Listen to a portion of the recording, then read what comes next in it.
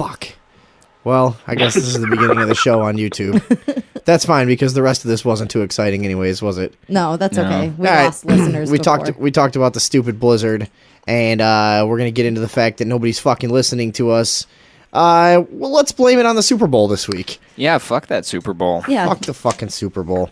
Who's in it this year? It's probably over by now, No, right? you know what? Yeah. I just looked it up because I realized we're going to talk about it, and I never even looked up who was cares? in it. It's not like any of us know anything about No. the fucking teams anyways. But the Patriots and the Seahawks were in it. The Seahawks have a black quarterback. Patriots seem to be in the Super Bowl whenever there is a heightened sense of terrorism in the world. Is that true? After 9/11, they Get outta won here. the Super Bowl. Have you actually noticed that? I did notice that, yeah. The Patriots seem to kind of have more shit backing them up, and they seem to be, and I don't pay attention at all, but I did notice after 9/11, they won the Super Bowl a couple, 3 years in a row. Yeah, well, I mean, the whole thing's just a giant brainwashing machine, right? Why Yeah. wouldn't it be fucking connected somehow? What do you think would be the purpose of that? Well, I mean, their Hey, name. I just wanted to check my level there. Hey. Sorry. Go ahead. Well, their name, they're the Patriots. How can you not like the Patriots when America has, just been attacked? What are you, anti-American? Do you remember? What are you, a psycho? There was a period there where people were so nuts that they were breaking things down to that level of come on, you don't like the Patriot? Like, what are you, a fucking Al Qaeda? Yeah. That post 9/11 fervor. Yeah. Earthling, did you watch the game? I walked in rooms where the game was playing for a few minutes at a time, yeah. Oh yeah, did you pick up on anything? I saw the motherfucker break his arm. Ew! God damn it! Oh, that was man. tonight, huh? Yeah, we Good. saw those pictures. That looked fucking gruesome, dude. You I'm didn't gonna put see that the on our video? Facebook. Oh my god! Yeah, we'll post it. That was fucking It just gruesome. his arm just turned into a piece of rubber. And it just fucking It did. folded. The It was arm- horrible. What's that guy? What team was he on? I don't know.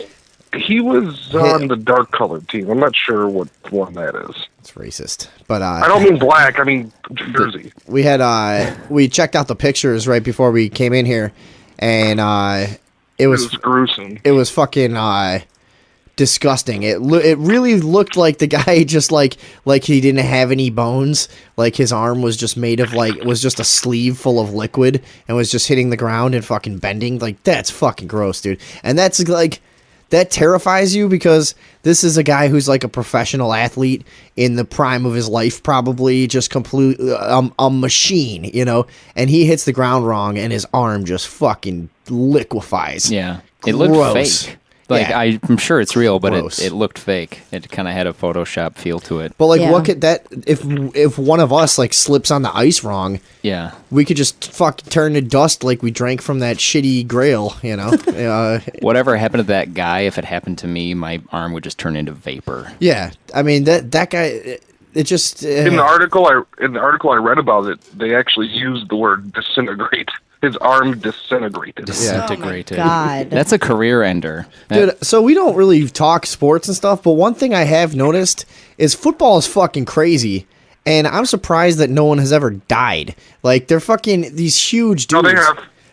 Yeah, I'm sure somebody's died. Have they? No, I they don't know have. for sure. Yeah, Yeah. I guess they have probably, but these fucking giant dudes are running full steam at each other, and shit, something happens the wrong way, one of them's fucking dead, man. Yeah. Yeah. I don't know. Not like there's anything wrong with that. If you want to do it, do it. But That's the risk it's you fucking take. crazy, man. It almost makes football is one of the sports that I wish I could kind of watch. I just can't watch any. We're gonna get into about why we can't fucking watch sports. Just because you can't take the insulting overload of advertising and bullshit, kind of just social programming and shit not that only goes that, along with but it. there's so many fucking rules that it's that's why it can go either way because of the amount of rules. Take NASCAR for example. You're not allowed to go faster than 134 miles an hour. Hey, isn't this a fucking race? You know what I mean? So if we all go as fast as possible, we're gonna tie. Isn't it about who's faster?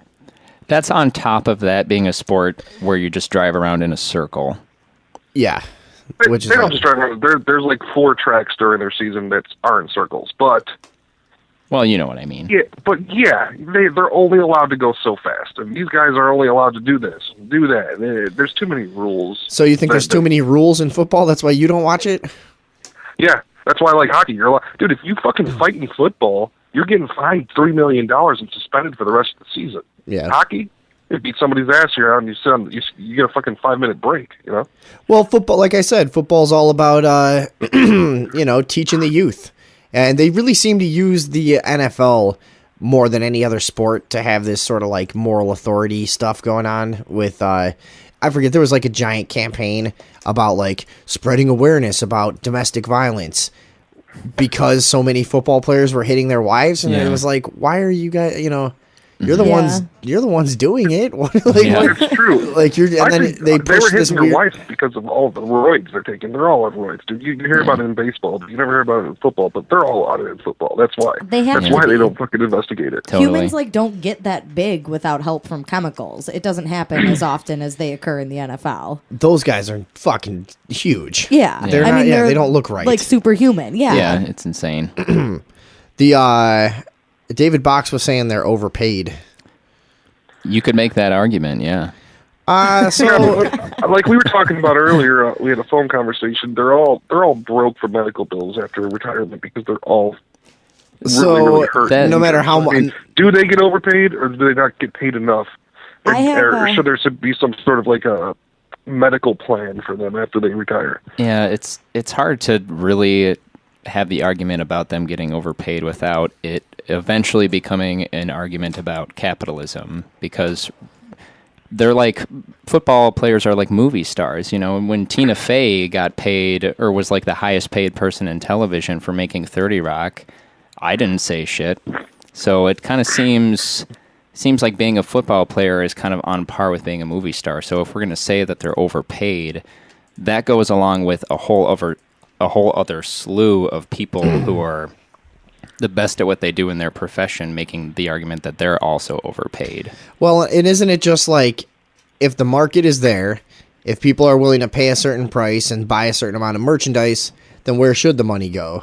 Right, yeah. It seems like you could say you'd expect them to get paid that much in a broken system, and if you're going to say that a football player is overpaid, there's plenty other people to look at. I think the issue is really that like stuff is overpriced. They're taking in disgusting amounts of money because they seem to have secured just a stronghold on the public's like perception, and people think it's a really important event, when if you sort of get out of watching professional sports, it seems really silly to you from the outside looking in. It's kind of hilarious to see how serious people take it, but for some reason they've got that social place, and they've got that status in society of like, this is a really fucking serious important. This is important. Yeah, this is an important statement about where me you and you live have and talked stuff. about that in the past, and it's So you get a $300 fucking traffic ticket, you don't cry. when you take that, you lose a game and you cry. Yeah. If you took away that kind of weird sentimental emotional thing they have going with people, you'd have basically an event that happened over and over in the same spot, and it would be pretty hard to sell tickets to. So they have to have this like, I don't know like what you even tribal call it. thing, Yeah. They help you build a sense of community so that without sports you would experience loss. People who are into sports are really into sports. Sure. And they feed off each other, and there's this whole community filled with meaningless statistics and shit about some guy throwing a fucking ball. And it takes up, and that's the right word, is tribal, and it like occupies the part of your brain that would otherwise maybe be concerned with your community and like having some aggression towards whoever's like out to get you. So the establishment has many times over the course of human history used gladiator games or sports like this to distract people and take up their energy, their aggression, their bloodlust and all of that, so that they don't come after the establishment, right? It's kind of another buffer. It seems to fill that kind of gap in some people. You've got people that are, I'm not an aggressive person, but you have people who need that kind of aggressive outlet, and maybe sports does that for some people. I can't really comment on that because I don't really understand. Yeah, but I know that like when you get out of watching professional sports and when you're not someone who, at least not someone who takes it really seriously, it seems like that then you become more, you get your priorities in line more as a person when you start thinking that way as you grow up and you say, okay, I don't really care about my stupid punk bands that I listen to and this team that wins or loses, and you start dropping all that stuff. I think you then it's not a matter of whether or not you're aggressive. It's that you kind of have your priorities in line and you will defend your life and your community and your situation probably more than someone who's sports obsessed and watches fucking Big Bang Theory or some shit. Yeah, I think that you're given the sense that you're part of a community, but in reality, you're further divided. You know, it's like you work against yourself. And maybe that's where the rage comes from. Maybe you feel like you're pouring so much of yourself into this to get this sense that you're part of something bigger than yourself. And then when they lose, it's not just that the team lost some arbitrary fucking game. It's that you lost the part of yourself. Earthling was saying that earlier, the we thing. We won. We lost. We did it. You did nothing. You watched a television. You looked at a television. Yeah. And another thing about sports is weird is that opposing gangs and cities will both be sitting in their gang headquarters watching the same sport, rooting for the same team. It transcends like everything. It's a very strange thing. I'm not sure how to put it, but it's very strange that all these different types of people like that shit. It has to do with the symbol. I'm pretty sure it has to do with the symbol, like the symbol for the team. You know what I mean? Well, and at one time, I've always said this for many years. Yeah, and about there's that, but there's also I think probably most prevalently in baseball and shit. There was at one time a lot of legitimacy to the idea that like this is our city because it was the guys that grew up there and would put together a team and go out and play against the other cities, at that level, it's kind of cool. Then it's like, hey, let's test our guys against your guys. Let's test our water supply. Yeah, and see who's less chemically damaged. Yeah, right. And you know what I mean, though. But it's so far from that at this point. Yeah. You can't have any pride. You're such an idiot. Like, our team, it's good for the city and blah blah blah. It's not, dude. The people that are making all the money off like a Super Bowl win or something, it's like so all the fast food places and hotels make some money and shit, and a bunch of fucking cheesy like tourist businesses make a bunch of money and blah blah blah. But the people that really take in all the money have nothing to do with your city, and the players on the team. Well, did you come up with a percentage before? No, I mean, what are you talking about? Like, the percentage wise, do you think? How many players are playing for a team in the city they grew up in? How representative are they of that city? Or did you just buy a bunch of fucking Samoans and black people from around the world and put them together? You know what I mean? Like, that's what it is, dude. It's who bought the best Samoans, who bought the best Nebraskan. Yeah, these people are not in any way representative of the geographical spot where the team comes from. Yeah. That's what I'm saying. And what I don't understand is why more sport advocates are not like, why can't they see that? Why is that not something that is a frustration amongst the community? I think they do see it, but it's not fun. So it's just not something they stick with. It's like, yeah, I guess that's technically true, but come on, man, you're ruining it. I'm sure when that started to happen, people were pissed off about it, but now it doesn't matter. Well, yeah, and it's also weird because, like, you feel so loyal to your hometown team, but then they trade all their players around, and then you just, like, are supposed to be loyal to the new players on your team, and, like, the old ones just don't matter anymore. It's weird. It's like it makes me wonder, is the loyalty to a team, does it really have anything to do with, my hometown? Or, what else about sports could get someone to have such an allegiance to it? Well, if it's not that kind of thing. I found a study that ASAP Science did, which is like a scientist community. And they did a study of the chemical reactions of people who enjoy watching sports. And people who watch sports frequently get the same mix of chemicals in their game or in their brain when they're watching a sports game as they would if they were in a romantic relationship with somebody. So it's literally chemically like they're in a romantic relationship. I knew it, dude. I used to work at a sports bar, and I've said this over and over. All of those guys would have wasted a lot less time if they would have just all jerked each other off and got it over with. I swear to God, dude. You'd go out there. And like they spend fucking 6-8 hours beating around the bush that they're of the fact that they're obsessed with the physical attributes of other men. They're standing around in every conversation you hear. Oh, so and so's got a nice fucking leg on him, doesn't he? It's some good legs on that guy. You're like, yeah. I don't really know about that. Oh, man. Did you see this guy? He's fucking strong. Oh, man, he's really he's fast. He can catch the shit out of some balls. And he's only 19. And you hear all these conversations like, dude, these guys are in love. And that's fucking true, huh? Yeah. I knew it. Bromance. It's the ultimate bromance. Chemically, they're in love with the team or the sport or...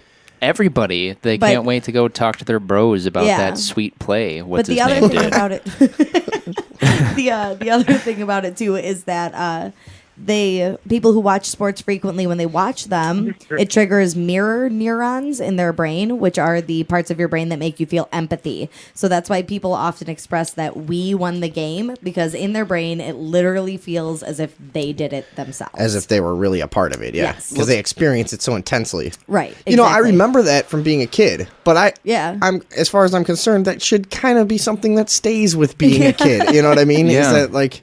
Because You know what that reminds me? You know what that reminds me of? What? Like watching like cartoons and shit. Like when you were a kid and like the Now. main character, like when he did something awesome, it was like you did something awesome. Yeah. You know what I mean? But like that faded very quickly after I started doing drugs and having sex with chicks and got kicked out of my house. Yeah, That dude. seemed weird. It's a. I had to live.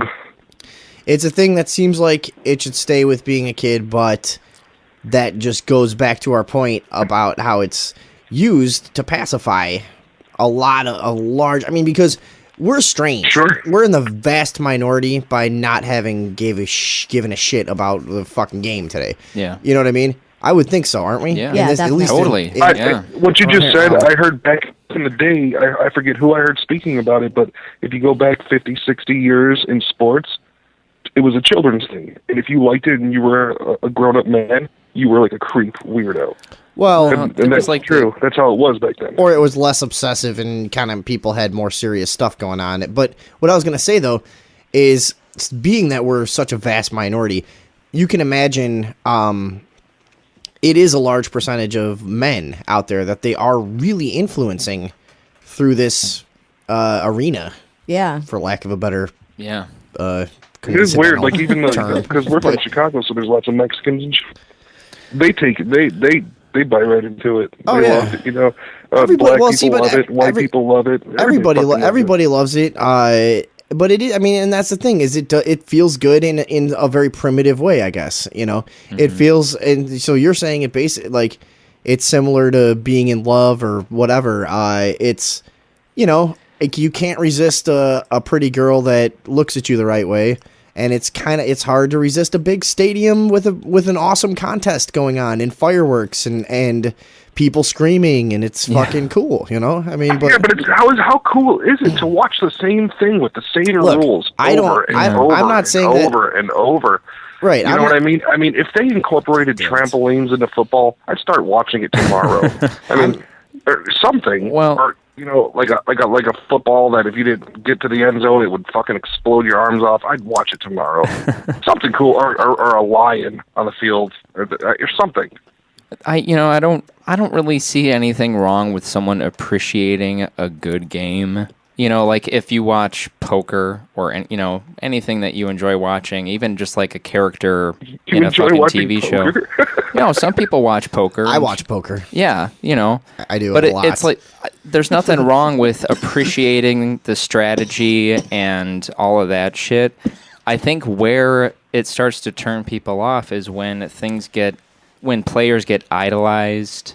And when you see masses of people just kind of like getting zombified, during the whole thing. It's the hero worship thing that happens. It's very similar to like pop music at the top levels of pop music. The same kind of worship that happens with the sports stars, and it's like they get this place in society where they're used as a voice for other agendas.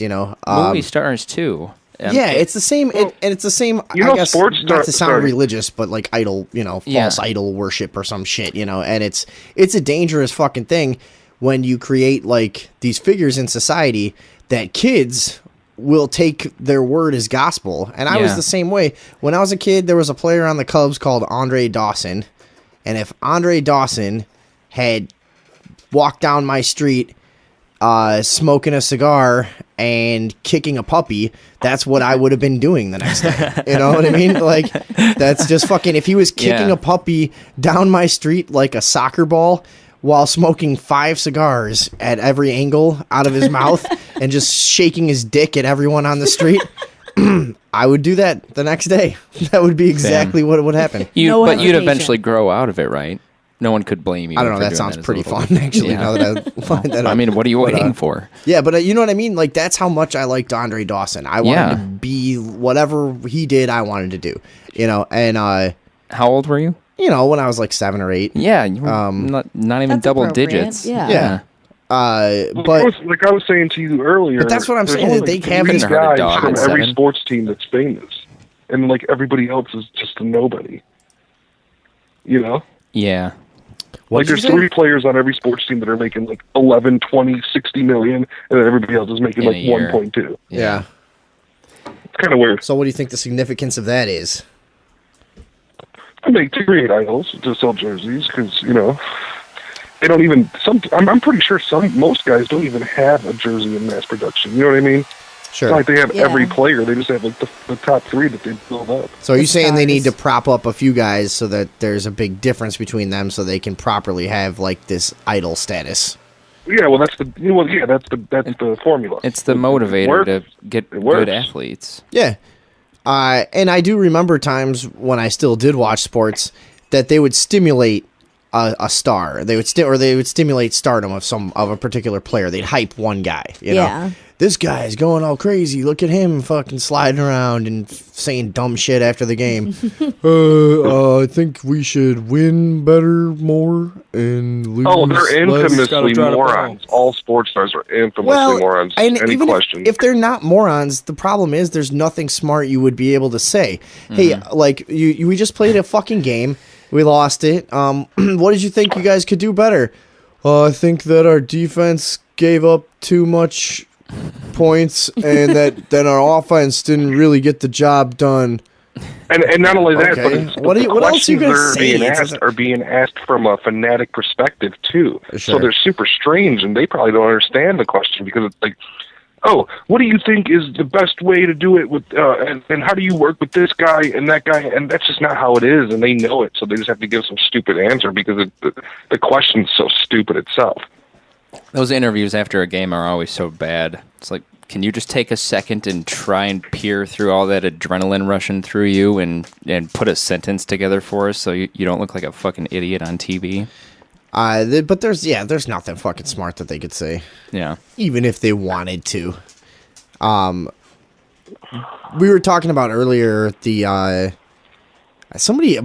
Box used a very pretty little phrase. He said that they're trying to create another mirage for the American dream, like it's another fucking bullshit dream to sell people instead of actually working for something worthwhile. Because imagine, besides the guys that work in and around professional sports, imagine all of the people and the organizations that are like just in place to give people the chance to get in or around professional sports. You know what I mean? It's a fucking massive industry when you extrapolate one step further to where, like, imagine just all the people trying. I mean, it's a fucking giant drain of energy on the young men of this country. Yeah. There's probably more put people it dramatically, covering sports than there are. It's really draining all those young men. Yeah. No, and that's the thing. it's draining the young men just like the fucking dudes at the sports bar would like to be. It's a convenient. We'll get that dog out of here. Sorry. I'm trying to do it quietly. Just think about the fucking massive amount of energy it does. I mean, when you take from the fans to all the people that are striving to be a part of it, and I mean, like everything, it's fucking insane. Imagine all the dudes that are giving their life to trying to be a pro athlete, and then it doesn't happen for them. And then where are they left? And then even if it does, and then in the end, it's just this big dumb spectacle. This dumb game doesn't matter. Doesn't matter at all. This whole fucking giant thing in our society, and it doesn't matter. What are we doing? The fuck are we doing? It's insane. No, it's true. And then that's the same thing with actors and everything. When somebody sees like a sports star, like Chance, like, oh my fucking god, oh my god, oh my god. Like, they want you to do that. Dude, your husband goes to work 8 hours a day to pay your fucking bills. Yeah. Why don't you do that when he gets home? Because there's something weird going on. Because I've never been a fanatic. I've never been able to, like, be giddy over seeing somebody. You know what I mean? Right, yeah. I can't do that. I can't even understand how you can even get to that point, but I've seen plenty of videos of people doing it, and I don't understand what's going on through their head. Well, and a lot of the times it seems like they think that the star is going to be like, oh, wow, you're awesome. Come with me. We're going to hang out forever. Yeah. Like, that's what they think's going to happen. Let's go afterwards. have sex. Yeah, you need a job? Yeah, right. Oh, the star is going to give a job to somebody. He doesn't give a shit about him, but can provide them something. Okay? Okay. Okay. But it's really weird. I don't get it. I mean... Well, they are superstars, and that's why people are starstruck when they see them. The only difference... Oh, sorry, go ahead. I was going to say that urn companies actually have a line of sports urns in every city for, people's deaths. Because that's how important it is. And sports jerseys are also one of the things that's acceptable to wear to funerals. Okay? What? It's really creepy. What do you mean it's acceptable to wear a sports jersey? Oh, yeah, you could show up if a guy was a big fan of a certain team. You could show up to his funeral. Hey, Rick liked the Eagles an awful lot. Yeah. God, that's so right. You sad. can't. If he also liked McDonald's, you couldn't show up there with the McDonald's t-shirt and his wife or husband or whoever. Everyone should have a bass guitar at my funeral. But to be it's acceptable to wear to the sports jersey. To be and fair, to be buried in a sports urn or cremated. To be fair, you could also. I mean, music is kind of the same way. You could show up in like music is the same way too. A Sabbath shirt. Yeah, some idiot who likes Sabbath. The thing that makes sports really different, at least for me, than like a TV star who gets the same praise or the same amount of money, is that if I walked into a sports bar with a shirt that said "fuck the Bears" or something, someone might actually kill me. Yeah, that's true. But if I walked into any place and I had a shirt that said "fuck Tina Fey," a few parents might get upset that the F word is... Walk around exactly. Here, let me tell you something. When I was working up in Wisconsin, I had a Bears hat, but not because I liked the Bears, but because I stole it from a friend because I didn't have a winter hat. And it was like hell, dude. It was like, I couldn't encounter anybody that didn't want to talk shit to me, and I'm just like, listen, cool, shut up. Cool. And, people love it so much, someone could try talking sports to you in a job interview, and your reaction to that might actually determine whether or not you're going to fit in with the group and stuff. Definitely. Yeah, it's fucked up. The whole But if I went in and I was like, I don't really care for Alec Baldwin too much, they'd be like, oh, well, whatever. That doesn't matter. You don't need to love Alec Baldwin to work here. But what a bizarre we all love those Hawks. So if you're not going to contribute to the Hawks thing, you're going to be the weird guy. I worked at a restaurant, and people would come in there and talk to me about the sport, the Bears, the Bulls, and everything. Shut up. And I'd ask them not to. I'd be like, listen, I'm not really into that. And their next sentence out of their face was, oh, so you think the other guys are going to win? Like, dude, there's nothing in your imagination to talk about except what the sports guy told you about your sports team. That's the same shit you get constantly in any political discussion. Like, oh, I don't like what Obama did. Oh, what are you, fucking some Republican? No, nope, neither. Please. Oh, so you're crazy? Yeah, those are the three options. people want things black and white. They want it me against you, us against them. It's satisfying. It's fun. I know it's fun. You know what I mean? That's the thing. But we're in a fucking bad place as a society. Is why, you know what I mean? It's just not. You can't just have fun like that anymore. Hey, it's cool. My team against your like. No, this is really, we're too late in the game for that kind of shit. Which is why I stopped watching professional sports. Do you remember when the Bulls won all those You championships? see, a few years ago, I was still kind of into it, and I think it was when the NFL employed the NSA for some security shit that I was fucking totally out, you know. And then I realized after about a season of watching nothing, it's just all fucking social programming bullshit. All the way down to everything the announcers say. I can't watch something that's so insulting and fucking patronizing that the announcers are constantly reminding you about stuff like, we want to just remind everybody to drink responsibly out there and wear your seatbelts and don't hit your wife and don't blah, blah, blah. Like, not as though these are bad messages. It's just fucking annoying. Yeah. It sucks. We're not the ball in the end zone and then it's a touchdown. And then the constant advertising. Fucking advertising. And then the employment of the NSA, and I was done. Anyways, Earthling, I talked over you on purpose to be funny before. What were you saying? I don't remember. Oh, I was talking about years ago when the Bulls were winning like 6 championships in a row. Remember? Mm-hmm. Do you remember that? You obviously do.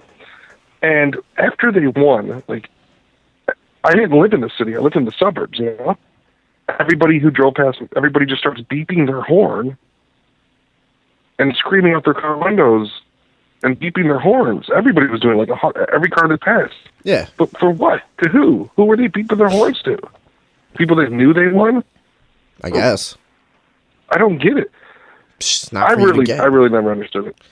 And that's back when I was actually kind of into sports a little. It's just the same thing as probably, that you would do in any community situation when you had some giant victory. Everybody would run around making noise and yelling and partying, you know? It's fucking whatever. It's the same shit. Same bullshit. Bullshit. But the constant advertising is just fucking... I mean, have you watched any... You were watching shit today, right, Earthling? Some of the commercials? Yeah, I mean, it's... But besides the commercials... They were funny. I mean, there was a couple funny ones, but they were trying to sell me stuff, and I knew that, you know? Just besides the commercials, there's constant advertising during the game, too. During the game on the screen, yeah. Yeah, I mean, on the screen, and then on the field... Mm-hmm. And then in the sky, and then in the it's just fucking stop advertising at me. You're advertising at me. Do you think advertising works? Because I really don't. Yeah, no, but it's like okay, Pepsi spent $100 million for a 30-second spot on the Super Bowl. For what? Everybody's gonna buy it always forever. $2.8 million. What are you paying? If I was Pepsi, I'd be like, hey, guess what, CEO? I came up with a plan to save $100 million this year. Let's not have a commercial in the Super Bowl, and then give ourselves bonuses because we're gonna keep selling Pepsi. I guarantee you that. Yeah, but we've talked about this before. How, why is McDonald's and Coke advertising constantly still like you don't know that they're there? Like, yeah, we know you're there. No, it's not like but you're right. Every single store you walk into has it. I mean, they don't have to advertise it. Yes. So, if I could finish my point, sir. Sorry. We've talked about it a lot before. Is like. It's obvious at this point that it's not always just the advertising angle. This stuff is like I keep saying, I keep harping on this. It's social programming. A commercial isn't always just to sell you something. There could be other interests involved that help get the commercial where it is and pay for it and what, you know what I mean? Like, just because there's a McDonald's commercial doesn't mean that the only thing going on there is they're attempting to sell you McDonald's. Yeah. You know what I mean? So there's a lot more going on with that. There's like the reason you might have who knows whose interests are at work behind some of these giant commercials as far as, programming goes. But go ahead. There's always a new generation of kids who haven't had it beaten into their heads enough or yet, Yeah. Like there needs to be a constant impression out there because Well, if the kids grow up without it in their heads that they're already established. That needed beaten into their head that he was saying. It was McDonald's is on every street corner. McDonald's is cheap. McDonald's is delicious. You don't need an advertisement. But also, you know where it is. You know it's delicious. You know it's cheap. You know it's fast. It's not delicious. It's disgusting, dude. No, I mean, it's delicious because it's full of sugar. There's ketchup on everything. It's delicious if you eat it a lot. If you stop eating that shit for like 2 weeks, it won't even look like food to you. It's fucking disgusting. Yeah, it's weird. I don't know about that because I saw a social experiment where they went to the remote villages of Eastern Europe where they have nothing, and they gave them Whoppers and Big Macs, and they were like, this is fucking delicious. You know what I mean? Well... So... I thought that too. I thought that too. That it was just. You should look that up. Whatever. That could have been bullshit. That could have been some weird propaganda thing. Yeah, it probably wasn't a Why would they do it with Whoppers and Big Macs? That would have been one company or the other. No, because they fucking realize they're both going down the tubes because nobody wants to eat that garbage anymore. So they, of course, I mean, why would they do it together? You fool. The only reason I eat at McDonald's is because I'm in a hurry. It's quick and it's cheap. No, because you're lazy. I mean, there's other places, dude. I mean, whatever. We've talked about it a million times. So once you get out of the fucking habit, you realize, like, all right, for 2 more minutes of my time and 75 more cents, I can go to the 24-hour diner, you know, and do it that way. And it's better for everyone. Man. Yeah. Well, yeah, no, the Super Bowl is bullshit. It is a bunch of advertising. But everything is advertising. It doesn't make sense to me. You know that they made the show so you can see the advertisements. You know that that's why you're watching it, but you still enjoy watching it. And you hate the advertisements when the commercial comes on. You can't wait for your show to come on. But the show only exists to sell advertising. It's really strange. I don't know. But that's why it's better to just unplug from the whole fucking thing. That's why I'm saying, like, it's not that I don't fucking like sports. Everybody really kind of does at some level, you know. Everybody. I like women's beach volleyball. God damn it! All right, shut up, please.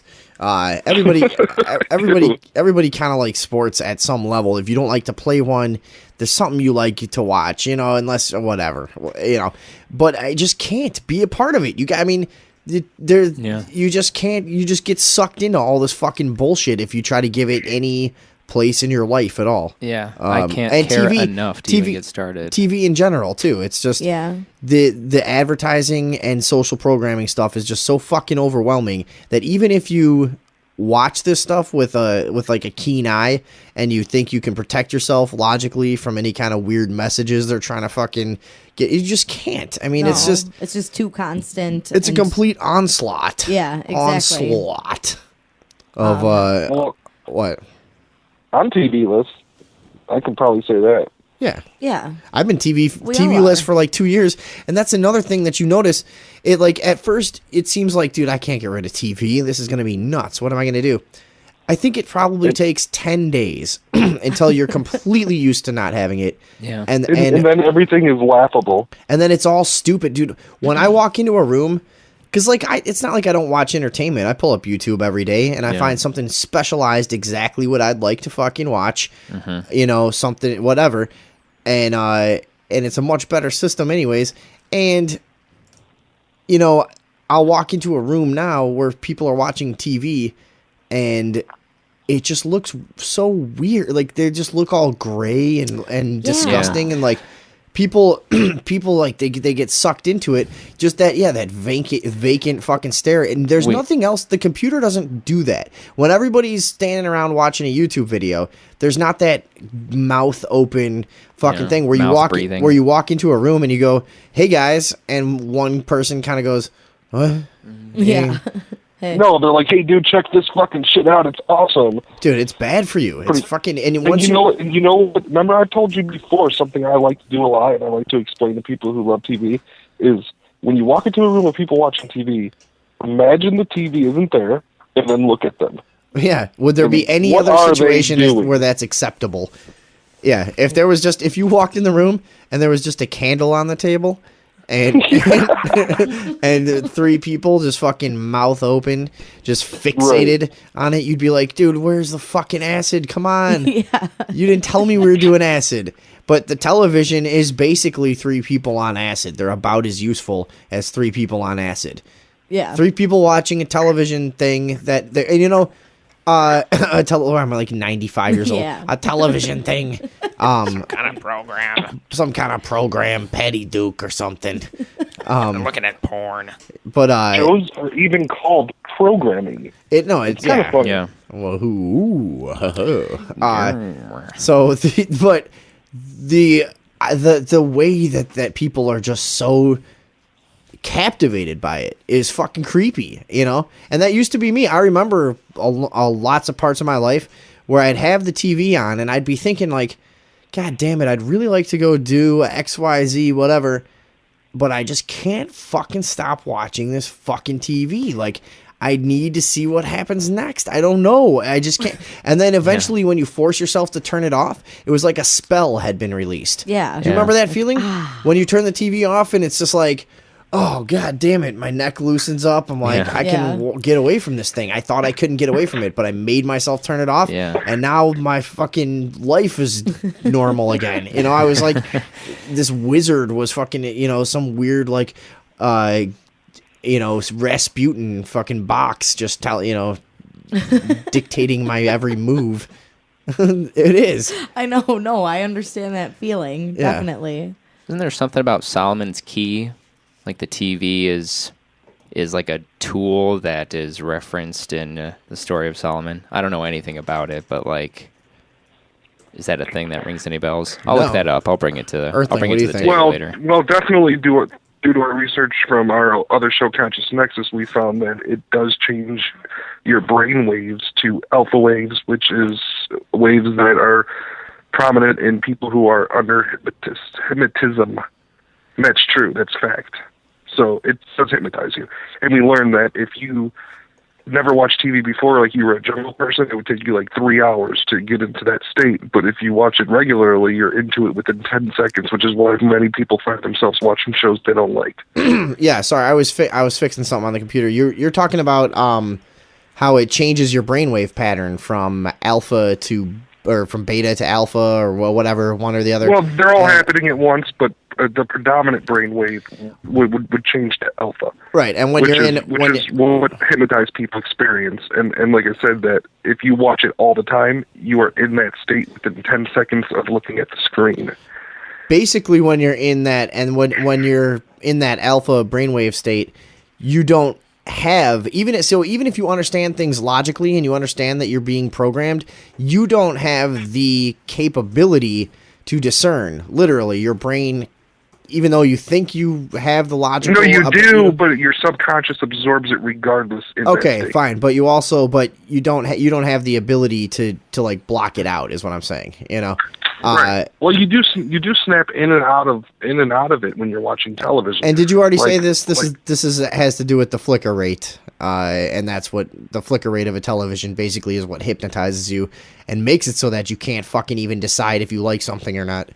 Right, which is why I said a lot of people find themselves, they snap out of it after 20 minutes when a commercial comes on and they say, why the fuck am I watching this? I hate this show. Did you ever notice how the commercials are so much louder than the shows? Wait, what? What's up with that? That's my character, Smatch. Yeah, did you just do your video voice? Match? I gave him a name. His name's Smatch Feltzen. Smatch Feltzen. Match Feltzen? Smatch. SMATCH. Feltzen. FELTSON. Oh, I was imagining it with a Z. This is Smatch Feltzen. Typical radio guy. We're doing a wrap up on the Super Bowl this evening. I want to see who won the big game. We don't even know. We're a bunch of stoners who like UFOs. I looked it up. Huh? I looked it up. What? Who won? Patriots. Oh, there you go. Now let's go kill some ISIS. Yeah. Yeah.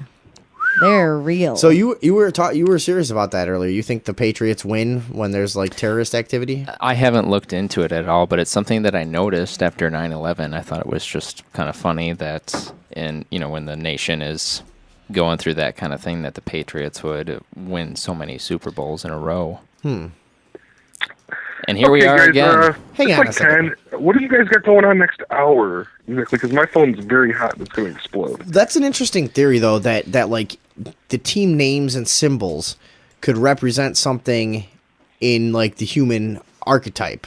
That's like maybe they're triggers or reinforcers of some kind of idea.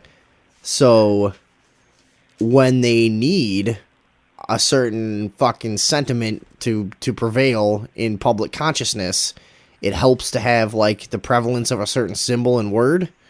Well, now that does make sense because we talk, we talk a lot about the sigil magic stuff and all of that, and the basically like the power of the resonance of words, and what's gonna like be echoing in all the media is Patriots win, just Patriots win, Patriots win, Patriots win. Now, but here's the other thing though: is anybody who is rooting for the other team, which it would stand to reason would be about half of the people, might end up with a negative feeling every time they hear Patriots win. So the brainwashing would work like the opposite way for those people. Maybe. Or would it just be like work on a subtle enough level that... Yeah, I don't think you have a choice. I think that like incantations and repetitive like repetitive fucking what do you call it, rituals and with words and stuff like this and prayers and mantras and all things like that. I think they have to do with the power of words in general, and that repeating certain words basically resonates the idea attached to them through the consciousness of whoever hears it. And it's you want to hear something weird about words with football? Okay. Touchdown. That's really weird. It's not a goal. It's not a score. It's a touchdown. What does that mean to weird. you? I've always thought that was weird. That's just a side note, I guess. You suck. Jesus Christ. It sounds it's like when I was a kid and they were like, that's a touchdown. I was like, that doesn't make any sense. I don't know, dude. It's a touchdown. You fucking you touch down on the thing. Yeah, it's like touching down back in you, because football is representative of two armies. The original game was designed as like war drills, I think. It had, because it's really old. It came out of early Ivy League schools and the military. It's kind of like combining for fucking war games and shit. Like old line formation. Like Civil War style, Revolutionary War style battle. When everybody used to just those were the best. Stand in a line. Those were the best wars. All right, men, let's have an honorable war, and I don't want to see anybody moving around to try to avoid bullets. Let's do this the right way. Stand still, load your gun. Yeah, just fucking march forward slowly, shooting one bullet every 4 minutes. Now it's their turn to shoot at us. Take it like a man. Wait for it. Wait for it. Okay, now our turn. Oh, those were the worst wars. This is brutal war. Yes, this is a man's war. But that was true. The British, during the Revolutionary War, was totally talking shit about us for like running around hiding in trees and ambushing people and stuff, and we were like, dude, we don't want to fight this war. We're like, get out of here. We're gonna kill the fuck out of you whatever way we can, and they actually were, that was like dishonorable, like the Americans and their cowardly ways of hiding during battle and trying to gain advantage strategically, like it's life or death or something. They're hiding and shooting us without us knowing where they are. Why are we doing? We march with the big giant drum army drumming to show our position. Fucking moron.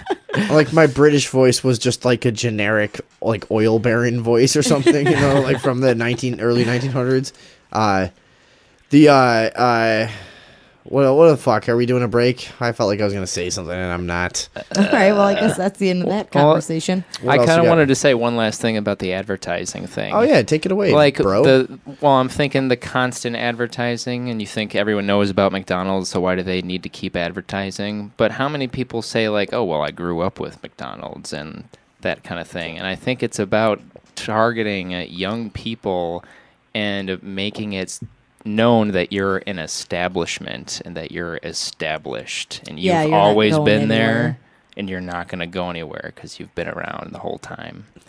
And I kind of think that that's what it's about. And I think that that's why the Super Bowl and advertising like that, I think that's why it's so expensive and important, because so many eyes are going to be they're going to get the affirmation that these things are here, and that's just the way it is. You know what I'm saying? Yeah. Yeah, I mean, and I think that kind of goes along with what I was saying is like, it's just, there's other purposes. It's not necessarily to sell you the product. Sometimes it's part of this larger insidious fucking presence. It's like it's a mass brainwashing, influencing machine. And they all work together. Yep, that's the Super Bowl for you. That's America. Oh, yeah, these two symbols are fighting each other. Also, they're brought to you and sponsored by these symbols. We got to find out. Can you write this down? Can you find this out? We got to find out if somebody already did this. But I think we're onto something with the idea that the sports teams have like a representative value of some idea. The word and the symbol that they have. And like you're saying with the that really, and I thought about, there's the Saints, and that's like another very clear symbol. And they won at like a crucial point, after that hurricane and shit. Yeah. I think, didn't they? Or they were in the Super Bowl? No, I don't remember. But whatever. We'll have to look into that. So at times when they want a certain idea to prevail in society, they might use the symbol. And that might be not the whole, but one of the big purposes. Yeah. It's like everything is pro wrestling. Like, here comes Goldberg and Rey Mysterio Jr. You know what I mean? No. All right, never mind. No, you don't like stage wrestling? Like if it's like the same shit like that. Oh, okay, right. So it's just part of a larger fucking it's part of a larger narrative, and right now they need the words Patriots win to resonate over and over and over. Yeah. And I think we're onto something with that. We should follow up on that. I actually already wrote that down. Earthling, what do you think? Who, me? Yeah. I'm thinking about it, and I was thinking, what about when like the Bears win? What agenda are they pushing there? You know what I mean? Well, I mean, it's a bear is a fucking very clear like symbol for probably, I don't fucking know what it is, but it's a strong symbol that everybody has a relation to, that it's a scary animal or whatever the fuck, but these things are subtle, they're subconscious. They're supposed to trigger. That's true. Okay, then there's the Raiders and there's the Vikings. Those are both Raider cultures. Sure. And they never win. So that makes sense. Yeah. I don't know. We can look into it. We ought to. There's a lot of weird teams. Like what? The gold.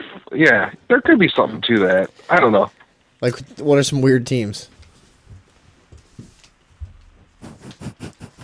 He doesn't know. What the fuck? Where did he go? I don't know. Before we go to break, though, I have some numbers here that I thought were pretty interesting. Let's see. This year, consumers spent $5.6 billion on Super Bowl related items. Holy shit.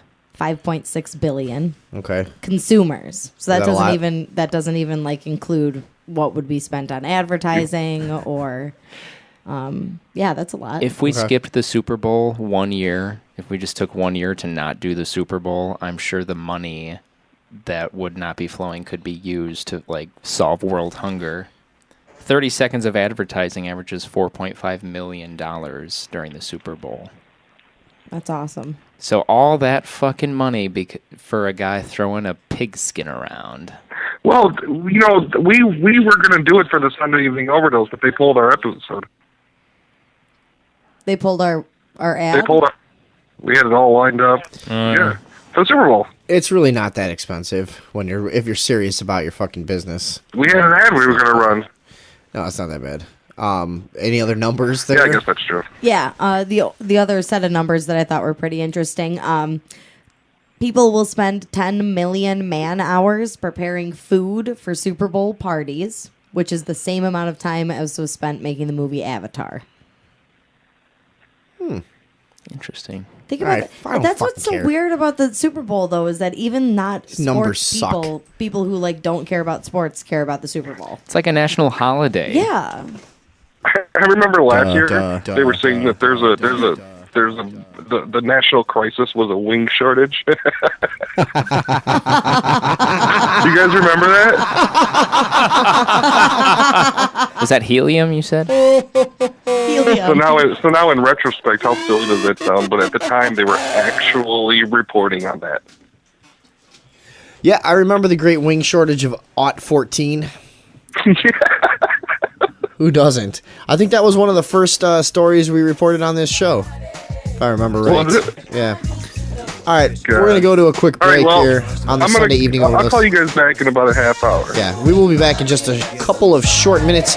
Thank you very much for tuning in. Stick with us, please. And we're back. We're back. On the Sunday evening Overdose. Sunday evening overdose. Back. What do we got going on now? I think we'll switch it over to some police news. Police news. We actually have some kind of interesting stories this week. Do we? Yeah, we're That's wonderful. taking a step out of that brutality box we've been in for so long. And We're gonna taking talk about some other weird shit. a little bit of a different angle with the cops tonight, huh? Yeah, a little bit. Well, it's generally most of the same stuff, but All right, we got a. What the fuck should we start with? The police chief's car yeah, got set on fire yeah, outside of a Missouri police station. yeah. It was in St. Louis County. So, what?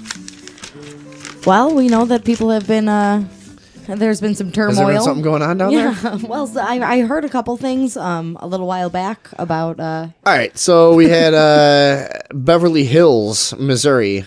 The police chief's car got set on fire right outside of the police station. And the pictures are pretty fucking cool, actually. Yeah, I'll There's put it on nothing Facebook. better than a car on fire for some nice pictures. Especially at night. A nice city street. Especially when everything's a little bit wet. You got Yeah. some morning dew, maybe. Early fucking, just before dawn, and a car is just fucking blazing away. That's always some nice, that's some nice photographs. Just outside of the Beverly Hills Police Department in Missouri, the police chief's cruiser was completely set on fire. Locals say that someone is trying to send a message to the police department and to the chief specifically. I just came into work and I heard his car had caught on fire, Letitia Shearer said. She works at a nearby business in the same building as the police department. It's just weird that a car would be set on fire at a police station, she continued. The St. Louis County Police's bomb and arson unit is currently investigating the case in order to try to determine the exact motive, what the exact motive of the torching was. I don't think that's fucking unclear to anyone who has ever interacted with the police. I think the motive is you're all a bunch of fucking assholes and we want to light your cars on fire. Yeah, I'm pretty sure that was exactly what the motive was. The rest of I us- wanted to set your car on fire. The rest of us want you to fucking rot in hell. There's the motive. We hope that you're all killed in car fires. There you go. I have to lead this fucking anger because the Earthling's not here. Yeah. The St. Louis County's bomb and arson unit investigating Jasmine Huda from Local 4 News spoke with Chief John Buchanan, who had very little to say other than the technical details of the arson. What do they do here? What did who do? The arsonists. They said that it's probably a firebomb, Dummy. but they're investigating. I think they're reluctant to release any details as of right now while they're trying to investigate it. All right, well, whatever. We want to cover that as often as possible when people are fucking fighting back, Yeah. and taking some action out there, Getting which some is shit done. something we don't not condone, right? Yeah, I think. I think so. Did I say that right? I think so. No, I didn't. No, wait. we don't not. not condone. You don't Yes. not condone. Yeah. Right. Yeah. Okay. Sorry. That's okay. We don't not. A Florida woman said this week that a Florida deputy had received favorable treatment after he shot up her home with an AK-47 because he was a member of law enforcement. Did you said you were going to find out what would happen to us if we did this, right? Oh yeah, I didn't find out, but I can do that real quick if you want to talk about this story. Dawn Bryan told the Tampa Tribune that a neighbor and one of his friends had shot her house several times on Saturday while firing an AK-47 on a nearby property. Bryan found that several rounds had hit her home. One bullet was fired into her 2-year-old daughter's nursery, shattering the window above the crib. Holy fuck. Brian contacted law enforcement, who came out to investigate. One of the shooters was identified as neighbor Scott Radford, who is a Hillsborough County firefighter. Hillsborough County's Sheriff's Detention Deputy Paul Addy, A-D-E-E, whose father is Sheriff's Major Paul Addy, was confirmed to be the second shooter. So this guy is fucking, a corrections officer, and his dad is he is a sheriff's deputy. And his dad is some higher up. All right. Yeah.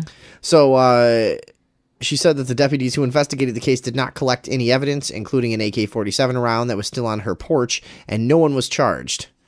Exactly. So she's basically saying this didn't even there was no fucking report. There's just, hey, you guys got to be more careful with those machine guns over here. You know, gets a little bit dicey when you fire AK-47 rounds into a 2-year-old's bedroom. Yeah. Come on, guys. You drinking a little bit? yeah, we're drinking. Well, all right, well, you know.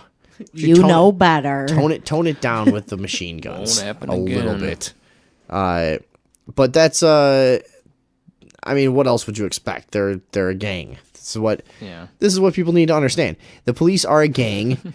They don't fucking they don't fuck with their own. That's not how it's done. They got favorable treatment. My house got blown up by an AK-47. I have to tell you, I was hysterical at the time. She explained, she said deputies escorted the guy who shot her house, this Radford fella, to her home to apologize. Radford had told the deputies that the shooters had not been aware that the AK-47 rounds would travel far enough to hit her house. He shook my hand and apologized. He admitted he did it. Then the cops look at me and say, okay, so we're good, right? I asked, what about charges? And the deputy says he called his sergeant and there would be no charges. Yeah. We're not talking about a BB gun, she added. This was an AK-47 that could have struck my children. Yeah, I mean... That's like a cartoonish fucking gun to have. Well, I mean, it's nothing against having an AK-47, but I don't think you're supposed to fucking shoot it on a property like... next to somebody, you know, if you've got giant fucking property where you can do that, more power to you. I've fucking been places like that. It's awesome. It's fun. But, you know, if you've got neighbors within a few hundred yards or whatever, I think you're just a fucking drunk idiot cop that thinks you can get away with whatever you want. You know, that's what happened here. What would happen to one of us? If one of us was firing an AK-47 in a neighborhood and using it recklessly, we could be, with prior convictions, the sentence can range up to 50 years in prison. So I said one of us. No need to specify. We've all got prior convictions. Yeah. Right? So I'm just saying that it can be up to 50 years if the person has a prior conviction. Again. And then also... one of us. Upwards of $300,000 in fines.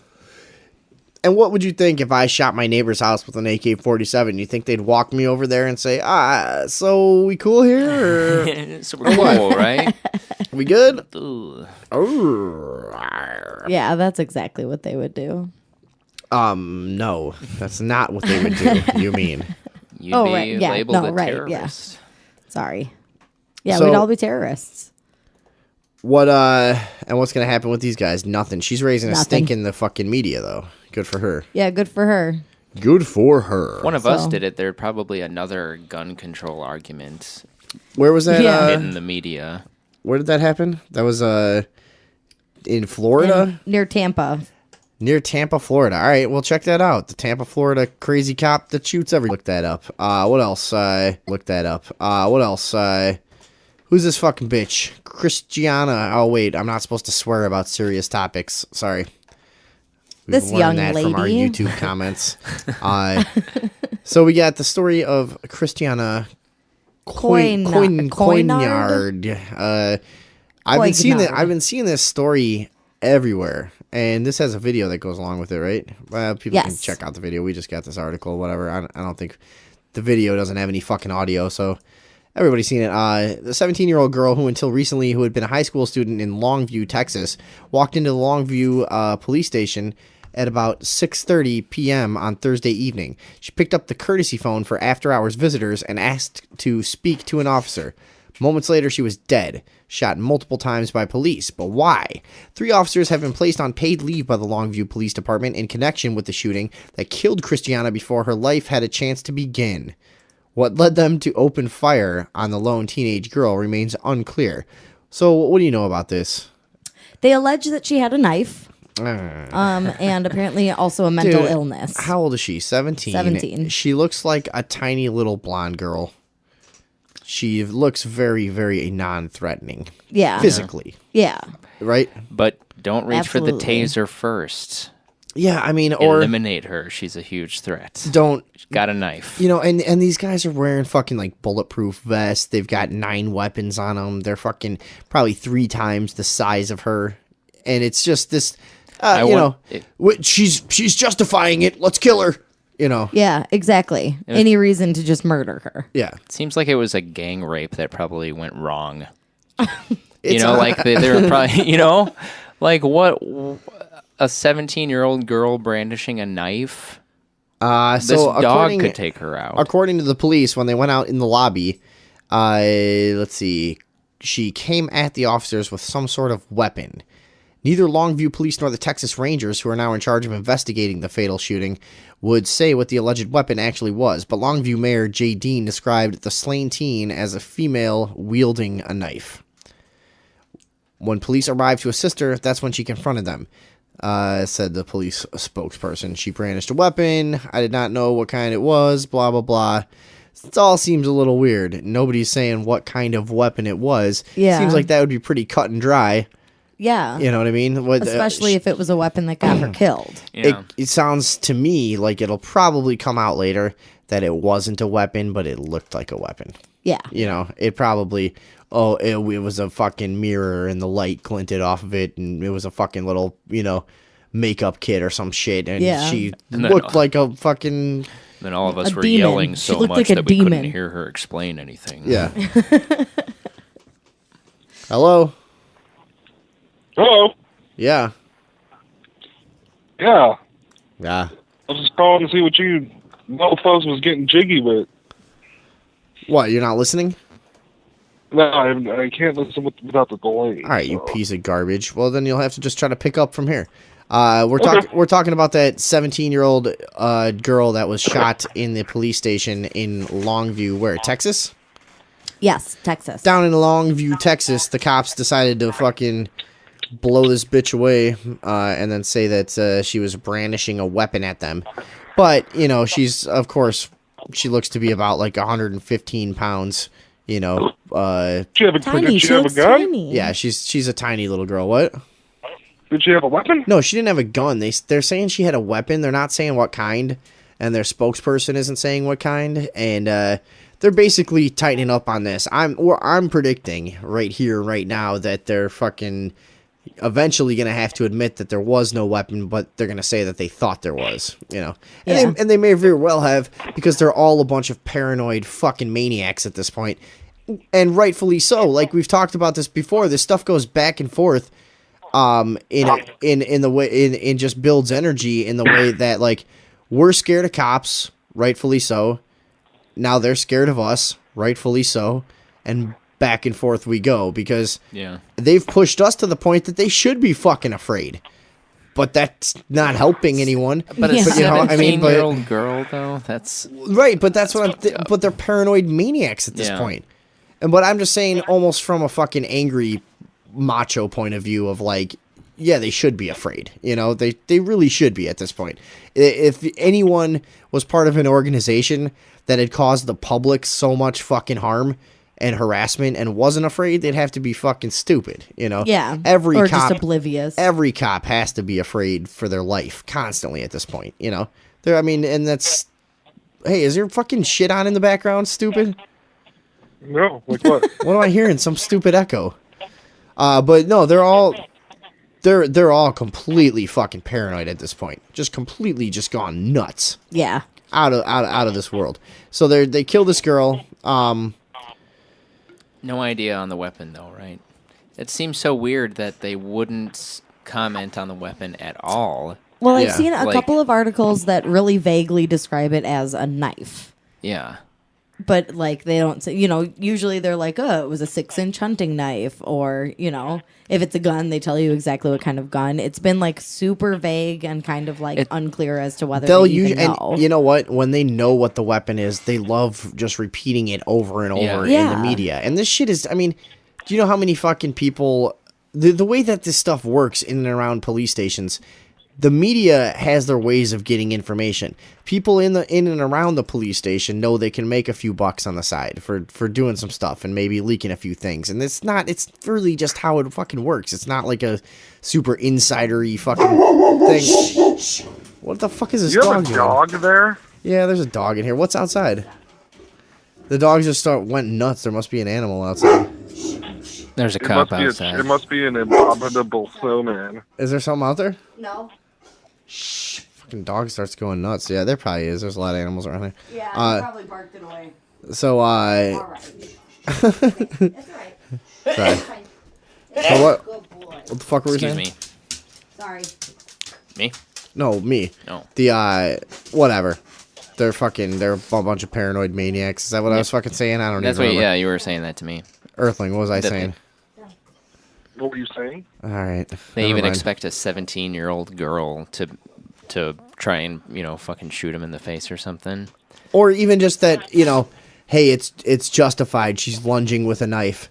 There is this remote possibility that I could be fatally injured. No way. Rather than like, If a 17-year-old girl had a knife and she was trying to hurt me with it, I'd punch her so fucking hard in the face that her head would fly off. How many cops were there? 3. There were 3 of Three them. cops. 3 fucking cops can't do something to defend themselves against a 17-year-old girl. beyond shooting her. Yeah, I mean, even the taser.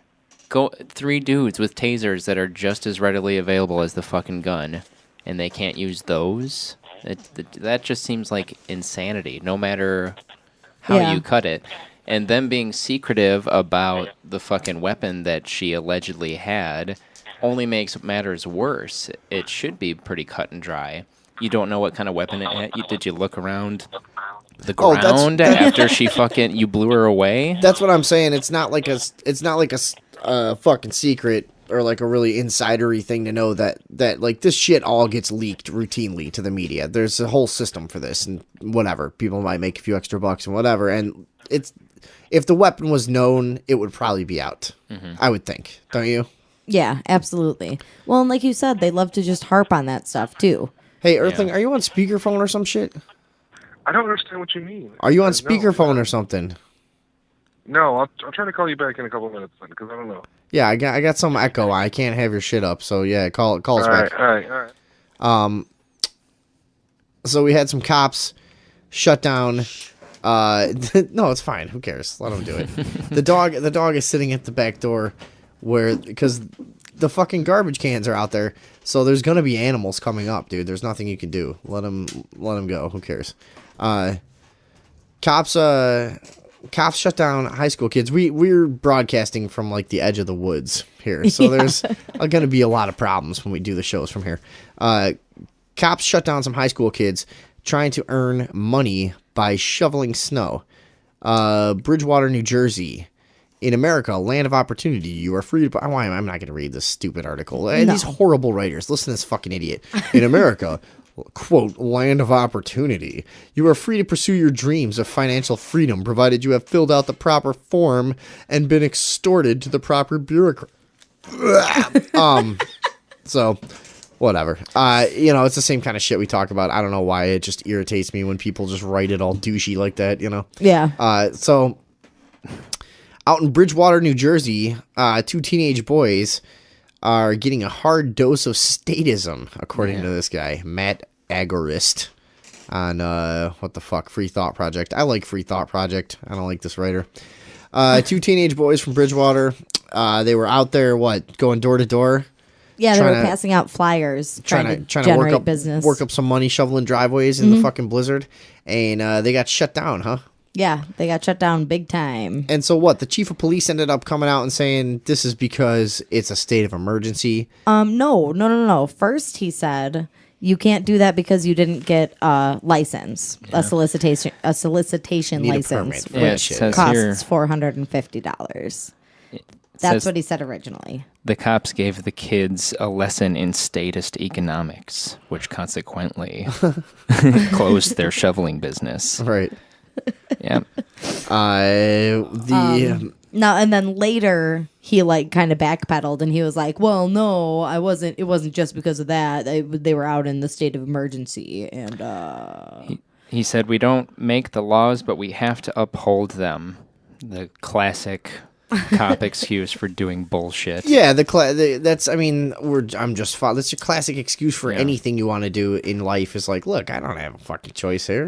well, and the big here's the guys other thing. upstairs. yeah, it's you know. Someone else pointed out that in this town, there's also an ordinance that requires you to remove the snow from your sidewalk after a certain amount of time after the snowfall. So the police were blocking people from removing the snow and then fining people for not having their snow removed. Ooh, but they're not a gang. It's No. extremist to think of them as a fucking organized crime unit. Yeah. right? Who? That's- the cops? The police. That's not. Oh, no, that's that's normal. not- That's totally fine. No. That's how we pay for our roads. That's how it should be. And how do they enforce how do they enforce those fines and fees? Not through with threat violence. of violence. No, but No. they're not. That's No, they're just always reasonable. totally different from the mafia. Some of the Completely smartest different. people you'll find. Yeah. Oh, just just great guys. Some of the brightest and Yep. the brightest and most well-rounded young men of any generation end up as police officers. Everyone knows that. None of Yeah. them are watching the Super Bowl. They're too No. busy saving lives. Yeah. Wow, that's so funny how obvious. I mean, even people that like police could fucking recognize, like, they are dumb as fuck and fat and stupid and lazy. Like, I mean, they're just not the best of the best at all. They're the fucking worst. Police. What else we got in the stupid police news? We saved the best for last. This fucking pervert. Oh, yeah. A cop was caught forcing young children to have sex with each other for years. Out in Logan, Utah, a 40-year-old former police officer, Cody C. Smith, pleaded no contest this week to, hold on. I had something pop up right there. No contest this week to 2 counts of aggravated sexual abuse of a child. According to court documents, Smith began forcing a 13-year-old girl to have sex with multiple boys back in 2011 or 2012. When the children refused, Smith allegedly gave them instructions and would physically force them to engage in sexual acts. This was apparently repeated on at least 6 different occasions in the year of 2012 and reportedly occurred with the same girl and multiple different boys. It so creepy. has not been revealed what type of relationship that the former officer had with these children or their families. This abuse continued through 2013 and 2014 until the 15-year-old girl went to police in March of 2014, told them that the officer had been forcing her to have sex with other boys since she was 13 years old. So, this guy was doing this as a police officer, yet when you're going 10 over the limit on your street and he pulls you over, you have to do what he says. And in the meantime, he's fucking forcing kids to have sex with each other for his pleasure. Yeah. So, again, if you're out there and you're asking, like, well, what would you do without police? Like, I don't know, but this wouldn't happen. You know, Yeah. I mean, this guy wouldn't have this, like, sense of empowerment to fucking go out and force people to do shit like this, Yeah. and then force other people in society to comply with arbitrary laws through threat of violence while he's breaking the worst laws possible. You know, I mean, like, this whole thing is just set up incredibly nuts. Yeah. Anyways, to those of you who question why we fucking rail on about this stuff, it's because of things like this.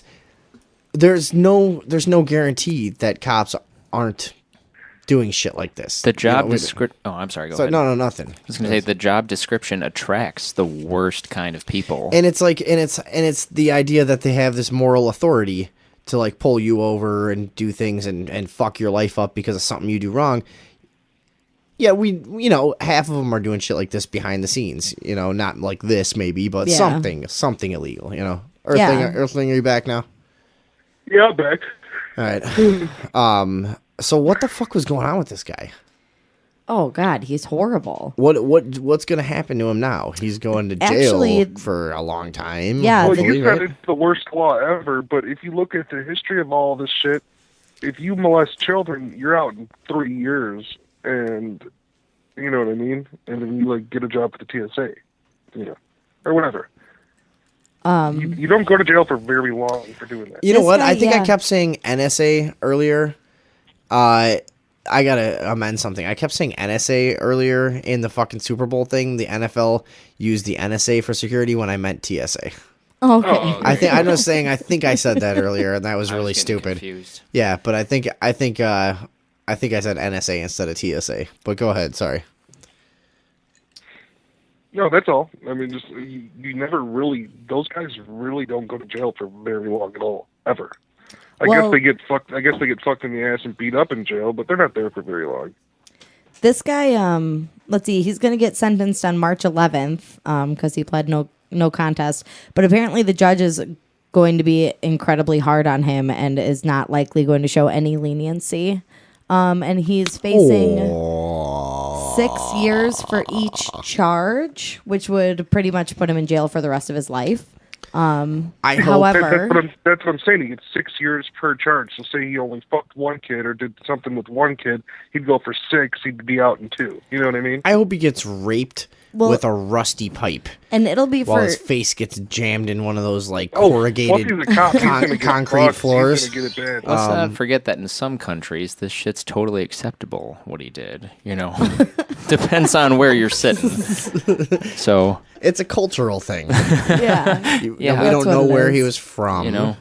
Isn't that interesting how people accept things because it's it's part of their culture. Yeah. It's fine. But this guy, I don't think this is it part of any culture to fucking force children to have sex? Probably is somewhere, I guess. Well, the fundamentalist Church of Jesus Christ of Latter-day Saints had an entire compound where they were forcing children into child marriage and then forcing them to do it with each other while the elders watched. That's a true thing, and that was only 10 years ago. That was in Utah, and this is also in Utah. It must be incredibly arousing. I mean, there's a lot of people doing it. It's what, children? To watch huh? No, I didn't say anything. Oh, okay. You gotta have sex with something yourself. I mean. Oh, totally. You got it. Right. And look at in the 20s and shit. There were lots of prominent people. Even they were marrying 12-year-olds and 13-year-olds. We gotta write this down for next week too. All the famous people that are still held in a place of reverence in society that married a 13-year-old. We should do that bit. Who are all the famous pedophiles? Jerry Lee Lewis. That's one. Yeah, that's really. You know why I Woody think Allen? it is though? Because Woody Allen. Yeah. They're a virgin. Wow.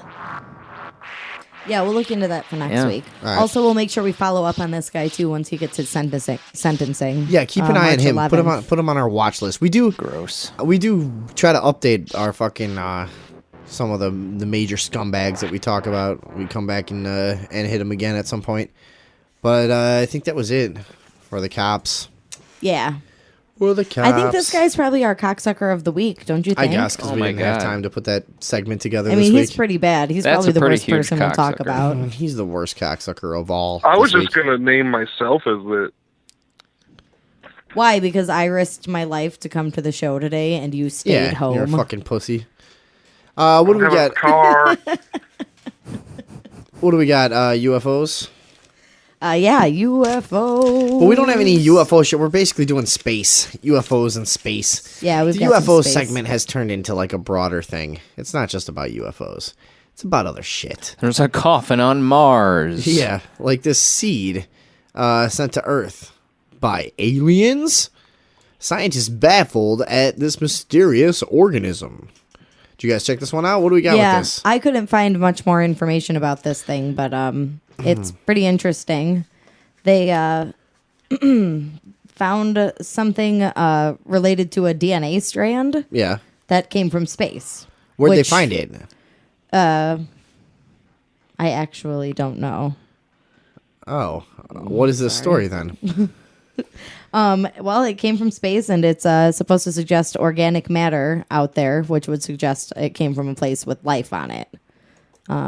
Let's see. It It's a seed. Was found to be intact after withstanding 100 degrees Celsius heat, which is unfathomable amount of heat. If 100 degrees Celsius is boiling water, 1,000 is 1,000 or 100 times hotter. 10 How times did it hotter. experience that heat? It was on the outside of a rocket. Oh, so it came back with a rocket. Yeah. Ah, cool. Okay.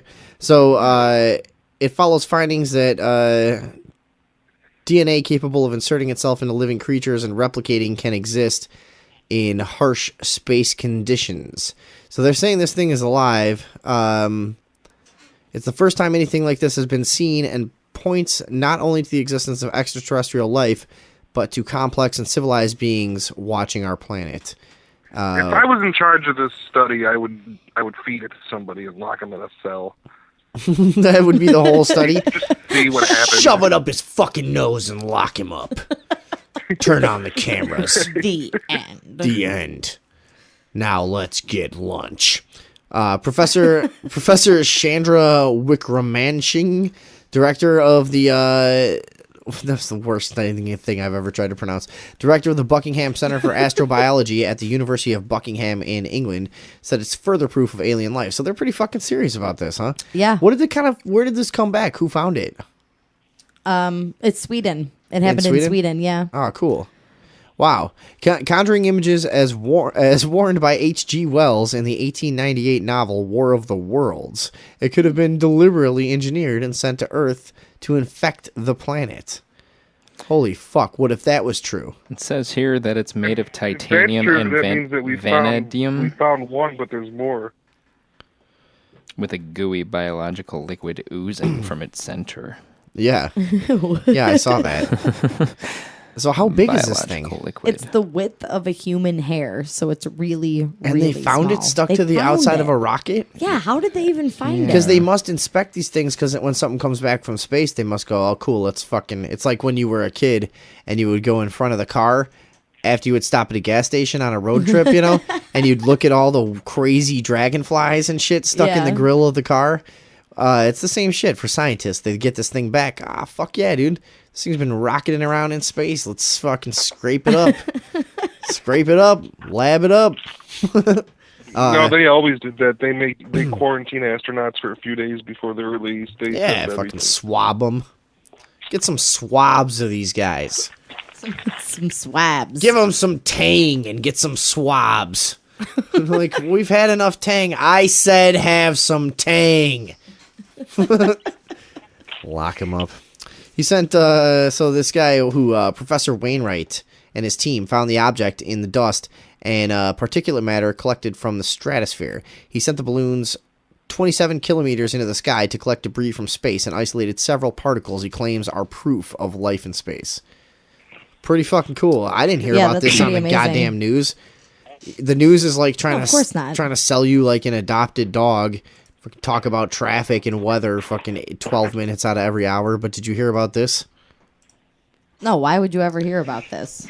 On what else is important about this? Anything? NASA is currently sending a balloon into the stratosphere to look for life. Oh, cool. I bet they'll be totally honest with us about what they find. They're gonna Yeah. find it with a balloon. Yeah, that's awesome. Who gives a shit what NASA's doing? Yeah, they're never going to tell us anything. Bunch of liars. Fucking NASA. I've had it with NASA. Had it up to here with NASA. I have, though. It's like one of the most obviously lying organizations that there ever has been. They just don't even bother coming up with good stories. Like, what is we noticed the camera feed like cuts out for like 4 to 5 seconds. Like, oh yeah, we just don't have good cameras at NASA. It's like they just fucking cut in and out. They give us the cheapest shit. I love we've noticed that on a lot of the camera feeds from outside the shuttles. It's like we have got this fucking billions of dollars of technology out here. Astronauts, we're out in fucking space, and then we just got like a cheap webcam for the outside of the shuttle apparently because the video quality is fucking horrible. Yeah. And we're supposed to go like, oh no, that makes sense. NASA's all just one giant lying cocksucker. Yeah, the cameras aren't important. Why ever would they since- spend money on the cameras? God damn it, that echo thing's going on again. Ever since I was a kid, though, there's been weird things where there's just a discrepancy. They're like, hey, people do some research and say, look, frames, number one whatever through whatever are missing from this sequence, from this satellite, because people get the Freedom of Information Act shit, and they get everything, or I don't know if it takes a FOIA request for NASA stuff, but they go through all this frame by frame stuff and they go, look, there was this anomaly appearing in the left corner, and then all of a sudden all these frames are missing. This shit's been just going on forever. They're like, nah, that was broke for a second. We just, what do you guys... That was normal. Again, unbelievable. It was just a boom coming into the fucking frame, like, yeah, we were on the moon. I don't know. I'm not actually saying that the moon landing is fake, per se. Who cares? We'll just have a dog barking sometimes. Let him bark. Who gives a shit? He's just trying to protect us. He's being good. The ghost news is not really news tonight. It's just about some town. Wait, we had one more space news, too. Oh, we did? We had another space thing? What was it? Yeah, there's the asteroid that has air ripples on it. Oh, what's the deal with that? Because I didn't even see this story yet. Clue me in. They've got some nice, good close-up, high-def pictures of, let's see, Comet 67P/C-C-G.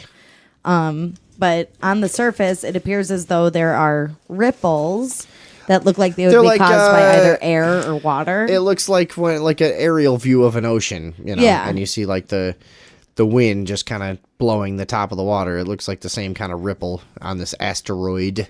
Yeah, but it doesn't make a lot of sense because those would need to be caused by air or water, which this asteroid wouldn't have unless it had an atmosphere, which it doesn't. So they're trying to figure out what would have caused that in space. But what's an asteroid made of? See, am I dumb? What the fuck is an asteroid? I don't think you're dumb. I think it's just like space stuff. But is it like possible that it's from it's a piece of something that used to be part of something with an atmosphere, Yeah. Or is it just a collection of like materializes that, or a collection of materials that hardens up into an asteroid at some point? Or is an asteroid a fucking piece of some shit and it got blown apart and now it's flying around? I don't know. They probably vary in where they come from, and it's probably really, really difficult to tell where an asteroid There's probably an originates. easy definition, and we just don't know it. All right. Are they made should I look it up? Sure, yeah. Find me the definition of an asteroid. I'll talk to you guys about this. The features are surprising on this asteroid.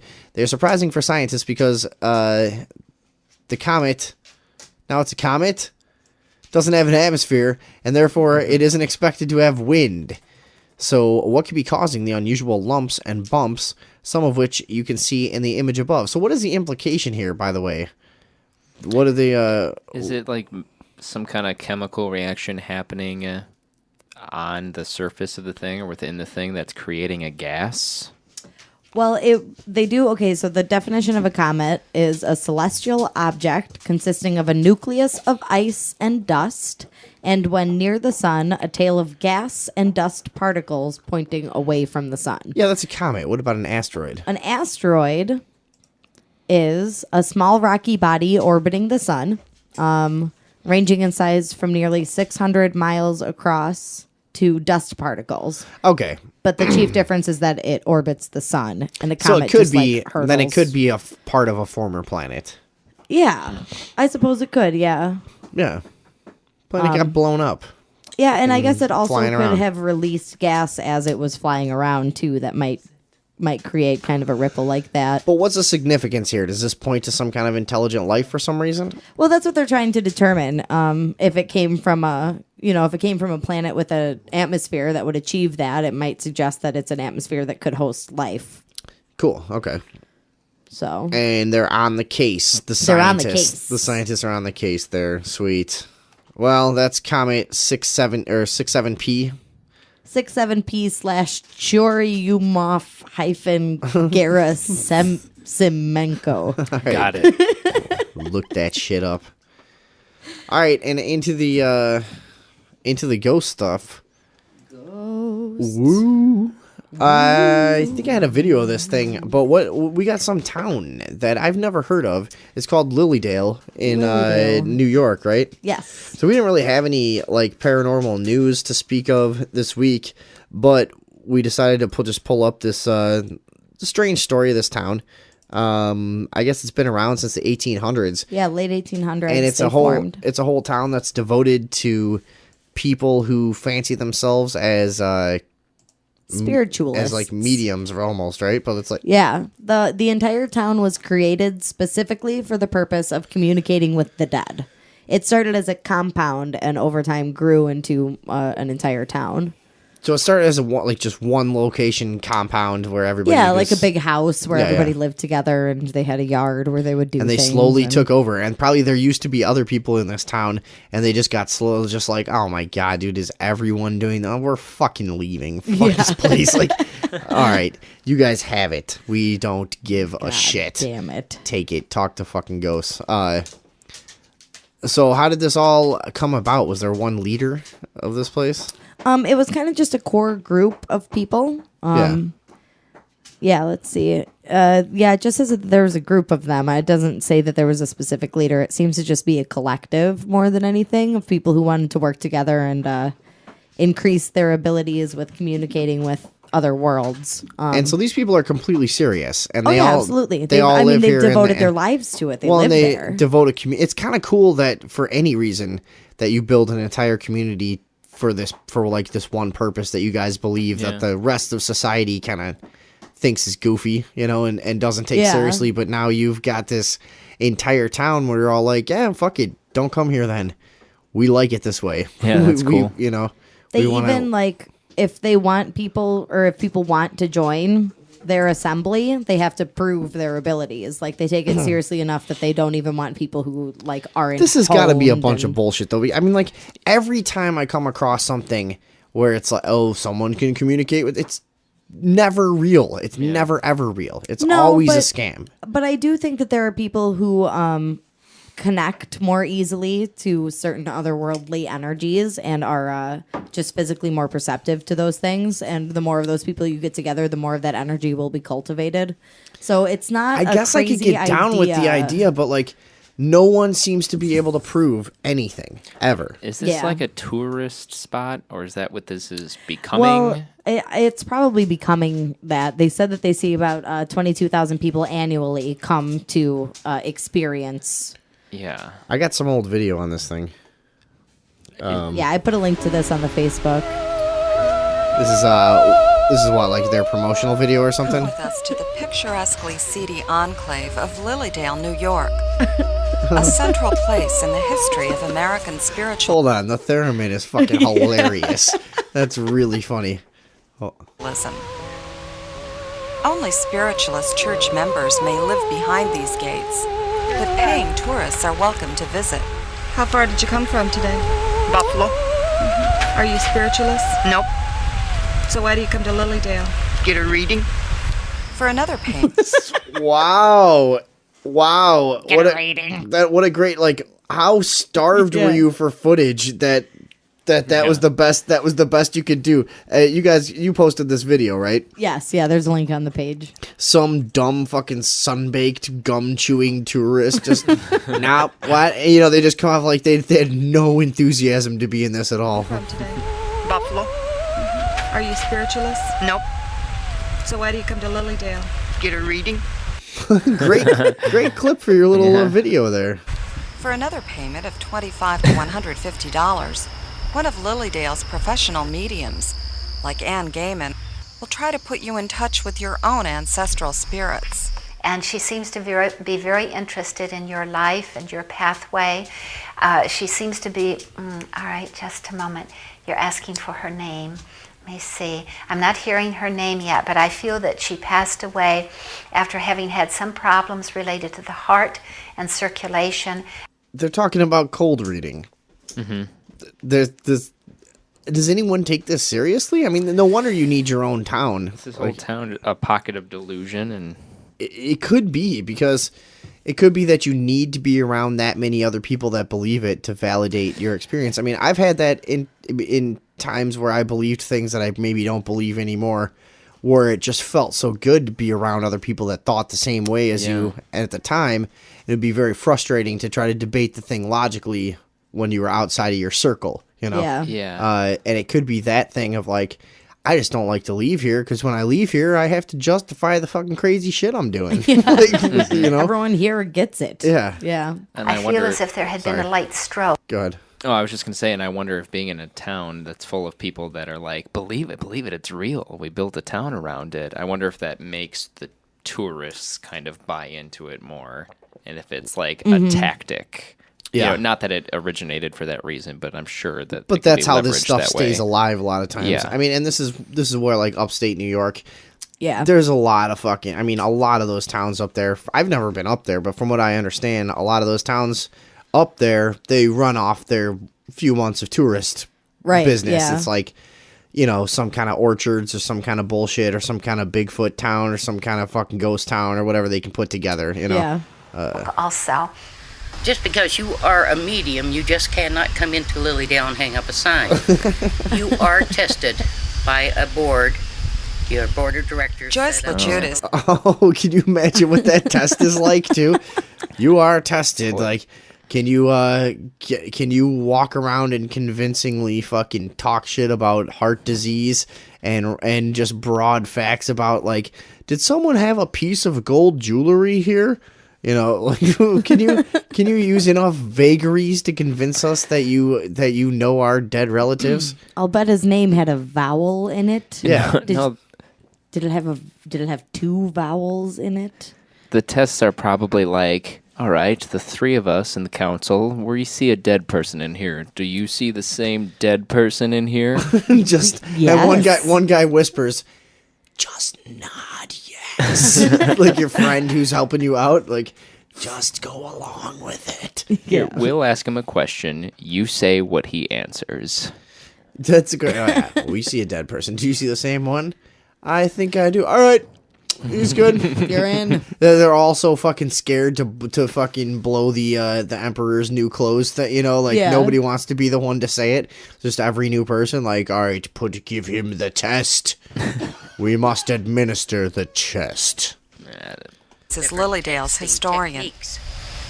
And you are tested to meet the requirements of Lilydale. I like to say a shiver and a shake a medium does not make. And therefore, you...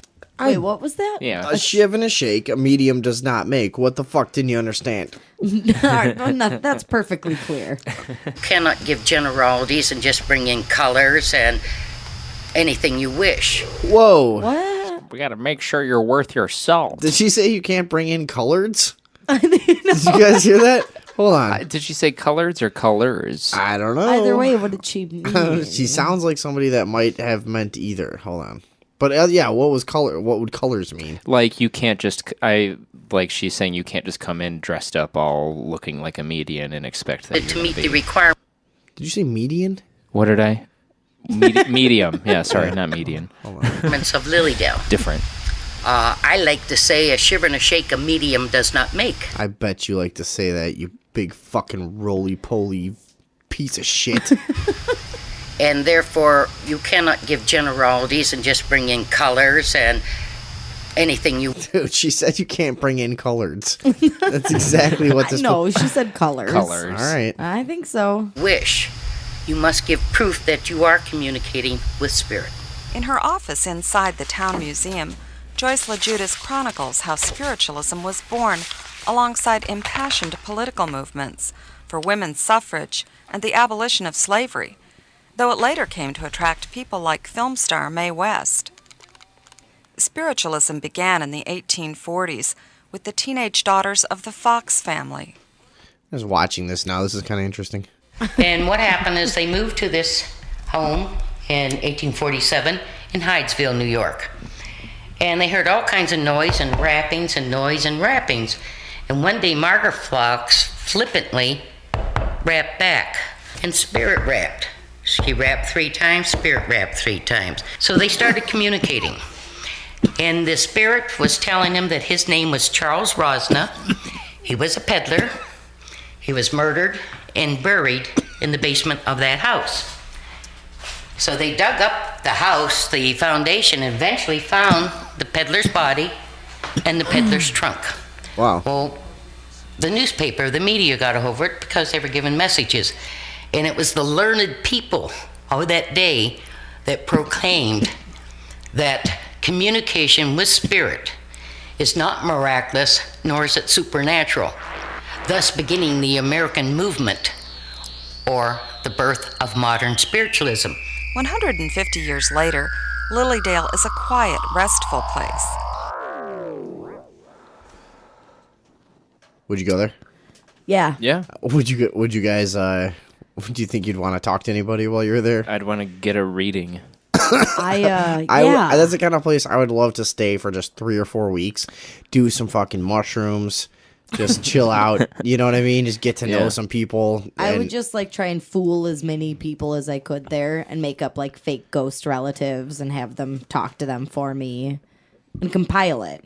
And then I'd blow the lid off of Lilydale. Oh, yeah. This would make a great road trip for us. That or you go there and they'd blow you away. How great would like with like a gun. Oh. Well, how great would the documentary be of us just going there with like, and we make up fake dead relatives ahead of time?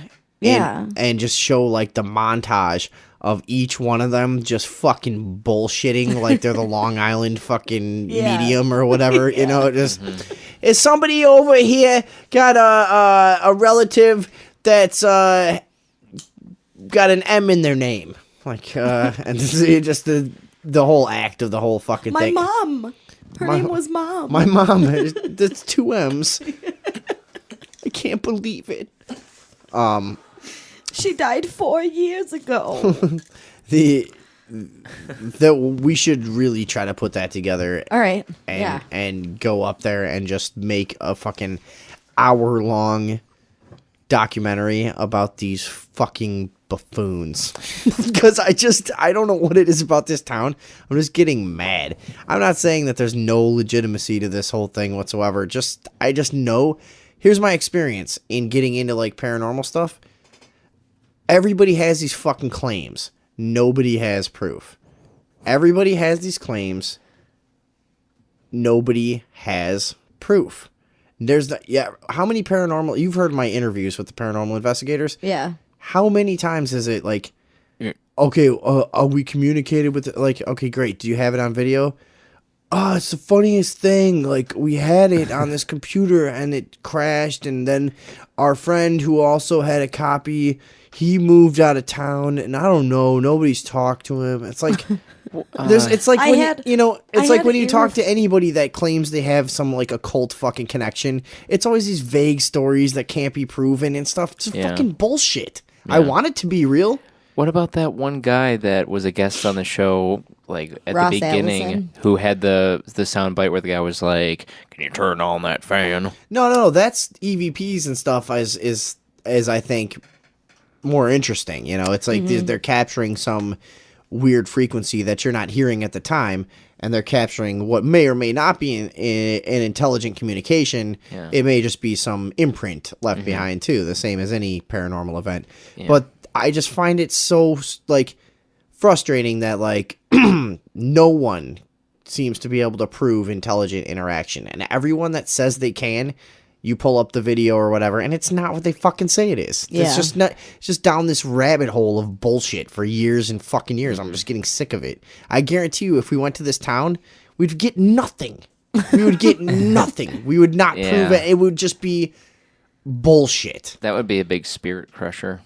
Do you think that any legitimate person who could actually have some kind of connection with the other world would ever go to a place like Lilydale?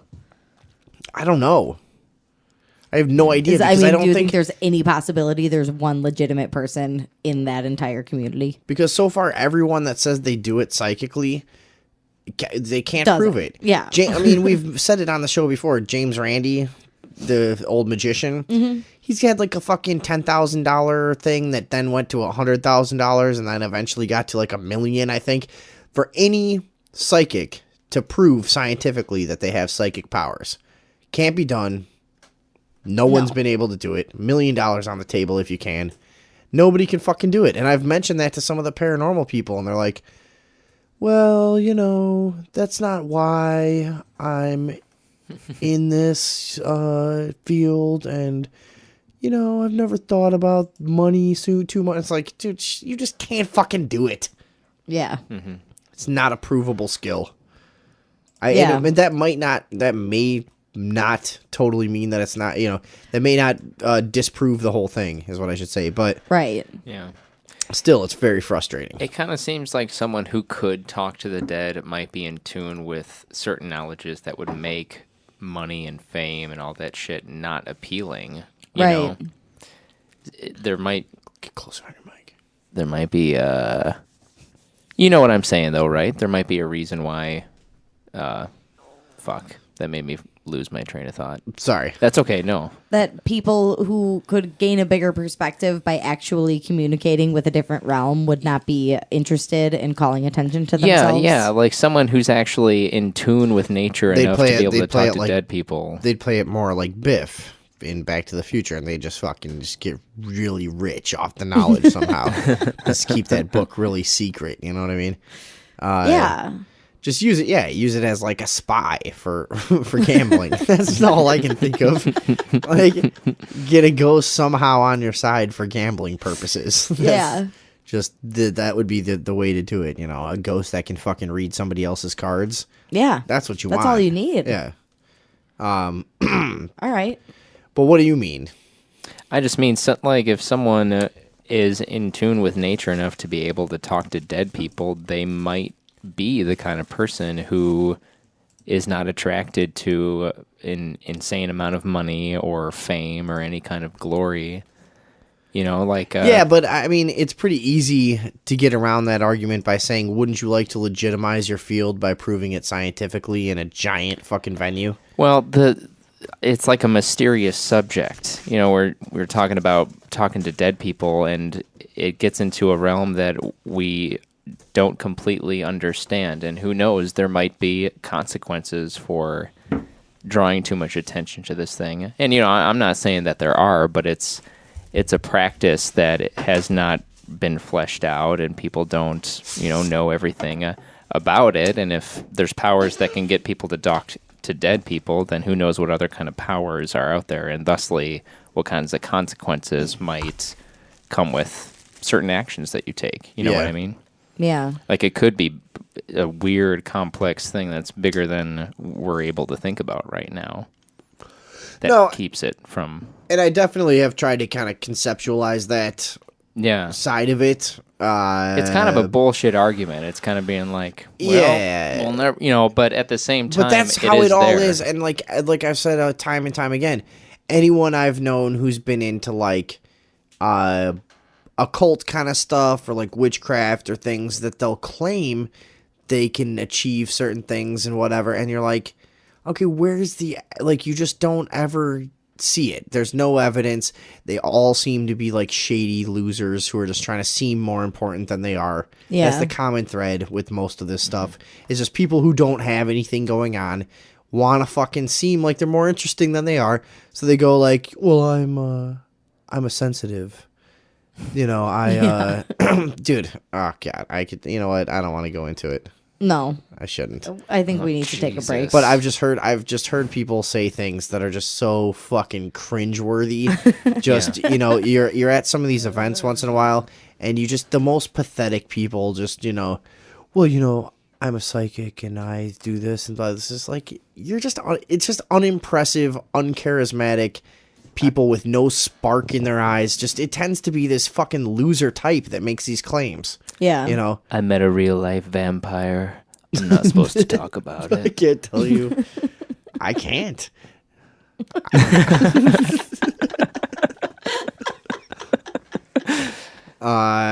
Do a quick break?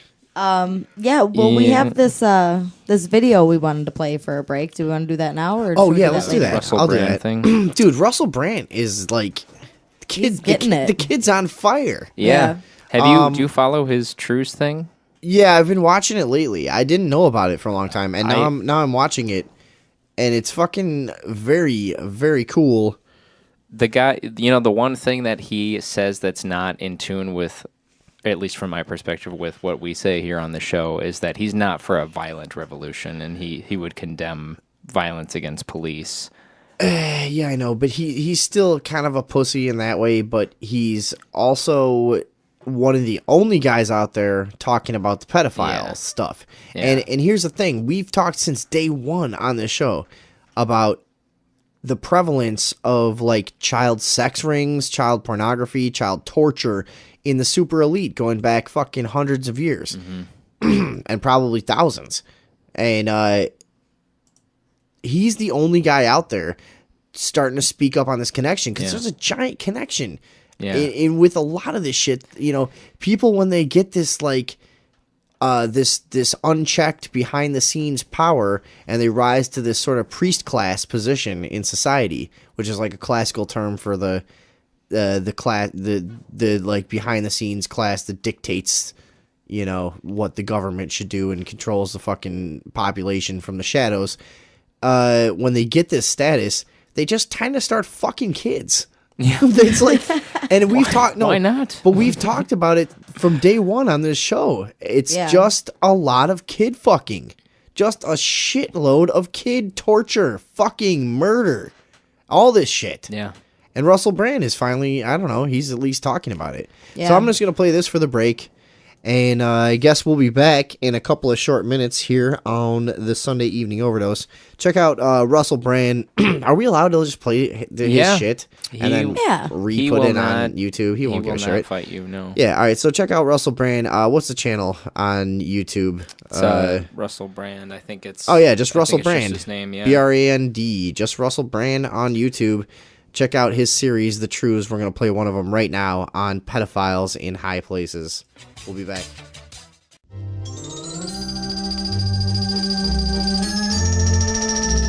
Hello. Hello. Hello. Hello.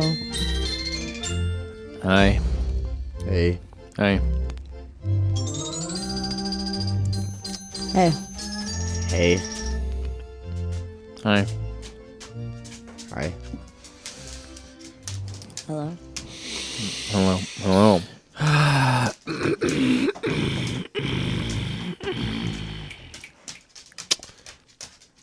We debunked a story. Debunked. What the fuck happened? The worst thing anyone's ever done was the way we just came back from that. The worst thing that anyone's ever done of any form. We're back now. Here we go. Radio. What's the shit that we just debunked? We're gonna do a story that was obviously fake. And we figured it out. This is a story. This is a thing that's been going on, like around a lot on the old social networking sites. And this is that fucking stupid story about microchipping. Yeah. Totally debunked or what? Yeah, totally debunked. What's the Not story? real. What's the story? Okay, well, the story that's going around is that it'll be legally required for all Americans to have an RFID microchip implanted in them by 2017. Yeah. But that's not true. It's a rumor. All right. Bam. So that should reassure everybody out there. Yeah. So where is that going around on? Disclosed.tv? It came from, this came from NBC News. Yeah. Did it really? Yeah. Those morons. Well, here's the thing is that there was some confusing verbiage in the Obamacare bill regarding the insurance coverage of people with RFID chips. Okay. And it was misinterpreted widely, and the wording of it was changed many times before it was removed overall. So people think that they were like trying to sneak that in there, that like that was going to have to start being a thing. But it got removed before the bill was passed. So do you think it could have been that it initially was an attempt at kind of getting it through vaguely, and then they had to rewrite it? So now it's just not even in there. It's not going down. Yeah. No more. Yeah, exactly. No more microchips. So, but they might sneak it through at some point. Well, dude, I mean, that's the whole point of. Yeah. They would love to have everyone microchip. I mean, Yeah. that would be easier even than Facebook, you know? Remember a long time ago when the CIA, like former CIA director or something said like, wow, we never dreamed all the work we used to do to collect information on people. We never dreamed that one day you would just do the whole thing for us. Yeah, Just not only that. like, track your every move for us. Not only that, we're going to give you this device that just harvests information from you constantly Fuck, about why do we every need to be single thing, microchipped? and you're going to keep it in your pocket at all times. We're already microchipped. Yeah. We're voluntarily Yeah. microchipped. Yeah, but here's the thing. I left my phone in the car earlier for like 40 minutes. Yeah. Dumbass. You know? It happens. No, Also, your I did phone- it deliberately. Your phone can't administer poison or some kind of thing to knock you out. When Oh, you're hey, disobedient. hey. Didn't you tell me that you saw something crazy when you were driving away from here the other day? I can't believe you didn't fucking tell me about this. You Because just it was mentioned it during so the break. weird. I keep forgetting It's one of that those. it happened. Sometimes when you see something totally nuts, you don't. There's like no frame of reference. You don't. for it. You don't even really remember it. It's like it plays back in your mind, sort of like a movie. You're Yeah. like, did I really? I know I saw it. You know, like. So what was it? Okay, so it was the night when it was snowing real bad. The last time it was snowing real bad, and we did a show from your house. I was leaving and I was driving really slowly because it was snowing so bad. And like way up ahead on the road, I saw a large animal run across the road in front of me. And I was like, what the fuck was that? And it was like a big white animal, but it was snowing, so I couldn't tell. And then an even larger animal went prancing across the road in front of my car. And I caught up to them, and it was a deer chasing a big white dog. It was a deer chasing a dog. Yeah, well, they were kind of running. I swear to God, you said it the other way around before.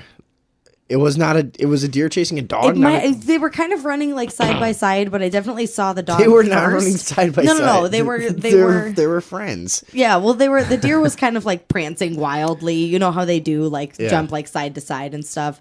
It was chaotic, and it was so confusing that I like can't remember a lot of details about it because at first I couldn't even believe that's what I was seeing. But it was so crazy, I completely forgot to even. No, I don't think you even told me that. No, I told you it was like 2 hours after I had gotten home that night, and I was like, holy fuck, I can't believe I forgot to tell you about this because it was so crazy. Yeah. The deer chasing the dog could happen. Dogs come up and fuck with deer, and a deer, if you do enough to it, a deer will turn around and try to stomp you to death. They're not fucking around at a certain point. I like that they were friends better, though. So on the deer being friends angle, I had a time that with my girlfriend, I was driving out like in the middle of nowhere. We were doing just kind of, drive out to some cheap hotel or some shit and just get a swimming pool fucking experience and everything, like just go out and do something stupid out in the country, whatever, and get drunk. And we're driving down this country road, just smoking a joint, whatever. And we go around this turn, and it was pitch black. And we went around this like tight turn, and we happened upon this deer and this raccoon that were standing right next to each other, and they looked at us like, oh shit, they saw us talking. It was, and we both saw it that way. It was one of the most fucking hilarious things I've ever seen. It was like they were hanging out, and we totally surprised them. And they surprised us. They're like, oh, let's get out of here. They're gonna know that we're fucking, we're all friends out here. And we gotta keep up this natural fucking animal world illusion that we've had going for a long time. Yeah, they're conspiring against us. Yeah, That's but it's like what's they had a secret friendship going on. Anyways, whatever. Can't tell the humans. Speaking of strange things, oh hey, segue Oh. segue alert, Whoa. segue alert. Smooth segue alert. Undetectable segue alert. Speaking of strange things in the woods, we got some compelling new footage of Bigfoot from Lettuce Lake Park, Florida. Yeah, did you watch this? No, did you? Yeah, I started to. This is I don't know if I'm convinced. Well, this is from the same website that just had the fucking story that we debunked, so might as well check it out. But it's disclosed.tv. There's a shitload of contributors, and they pick up on a lot of stories, true and false. So you don't know with them. You never true. really know. So it's supposedly Bigfoot. I think it looks like a bear. Okay. But apparently a park ranger said that it would be very unlikely that it would be a bear that close to the swamp. And that's mostly what they're kind of basing That's this the on. logic. Okay. Yeah. Bears don't go by the swamp. Bear sightings are rare. Like By the swamp? No way. Like everyone in our accent is the Chicago guy, just the dumb Chicago guy, or every one of our impressions. It's like, where's this? Out in the middle of nowhere, the guy's gonna, it's a bear by the swamp. Nah, that doesn't happen. Not by the swamp. Not by the swamp. He said he thought it was a bear at first. Yeah, and then his name was Matt M. According to this video, and he writes, I was canoeing some of the swamps around Lettuce Lake Park, and I saw what I thought was a bear. I told the park, oops, I went too slow. Hold on, I gotta back it up because I didn't plan to do this voice, and then all my computer shit's fucking up. Fucking Christ! Sorry. All right. Let's try this again. We're having it's a blizzard show. Whatever, things are a little looser here. Blizzard show. Or no blizzard. Alright, so Matt writes from Minnesota. I was canoeing some of the swamps around Lettuce Lake Park, and I thought what I thought was a bear. I told the park ranger about it, and she said that bears don't generally get into the swamp and that there were never many sightings in general. I showed her the video, and she said she didn't know what it was. I saw a Fox 13 story about Bigfoot a few weeks ago, and the mayor, Bob Buckhorn, said a statement about thought this might be related in some way. I never thought there much faith in the old skunk ape legend, but I looked closer and had long swinging arms, and it moved through the very thick swamp with ease. Certainly can't explain it myself. I didn't get very close, but I thought this footage could be enlarged. Matt, too fast of text in your video. Yeah. Also, too much of it. Yeah. So here's the video. We're watching it live. Oh, it's totally. It's totally. Is it a bear? Dude, it's not a bear. Really? I'm a little ahead of you guys in the video. Oh. Hold on. I'm checking it out right now, and I'm seeing a large. I don't know. It kind of looks like it's like on all fours. Not when it zooms in, though. No. Yeah, when it zooms in, you see it like when you're getting over a log, you might. And we're swing watching your legs. the compelling footage of skunk ape Bigfoot from Lettuce Lake Park, Florida. If you want to check it out for yourself. No. There's a link on the Facebook. So I don't know what I'm seeing there. It's not a bear. Are you on the zoomed in footage part? Yeah. Yeah. You see it kind of like swing its leg over like it's getting over a big log. Yeah. And then it like scoots its butt off and lands on its feet at one point. Oh yeah. Yeah, That's happening right now. it definitely walks on two legs. Yeah. Yeah. It's not a bear. No, I didn't watch the zoomed in footage before. But who's getting this close to one of these things and it's not noticing? Yeah. It looks like it could just be a guy. I mean, it's far away enough. Yeah, it's far enough away that it could just be a fucking... Yeah, I mean... Another weirdo out in the swamp. Yeah. Or it could be a skunk ape. It is could what be... it's being described as here.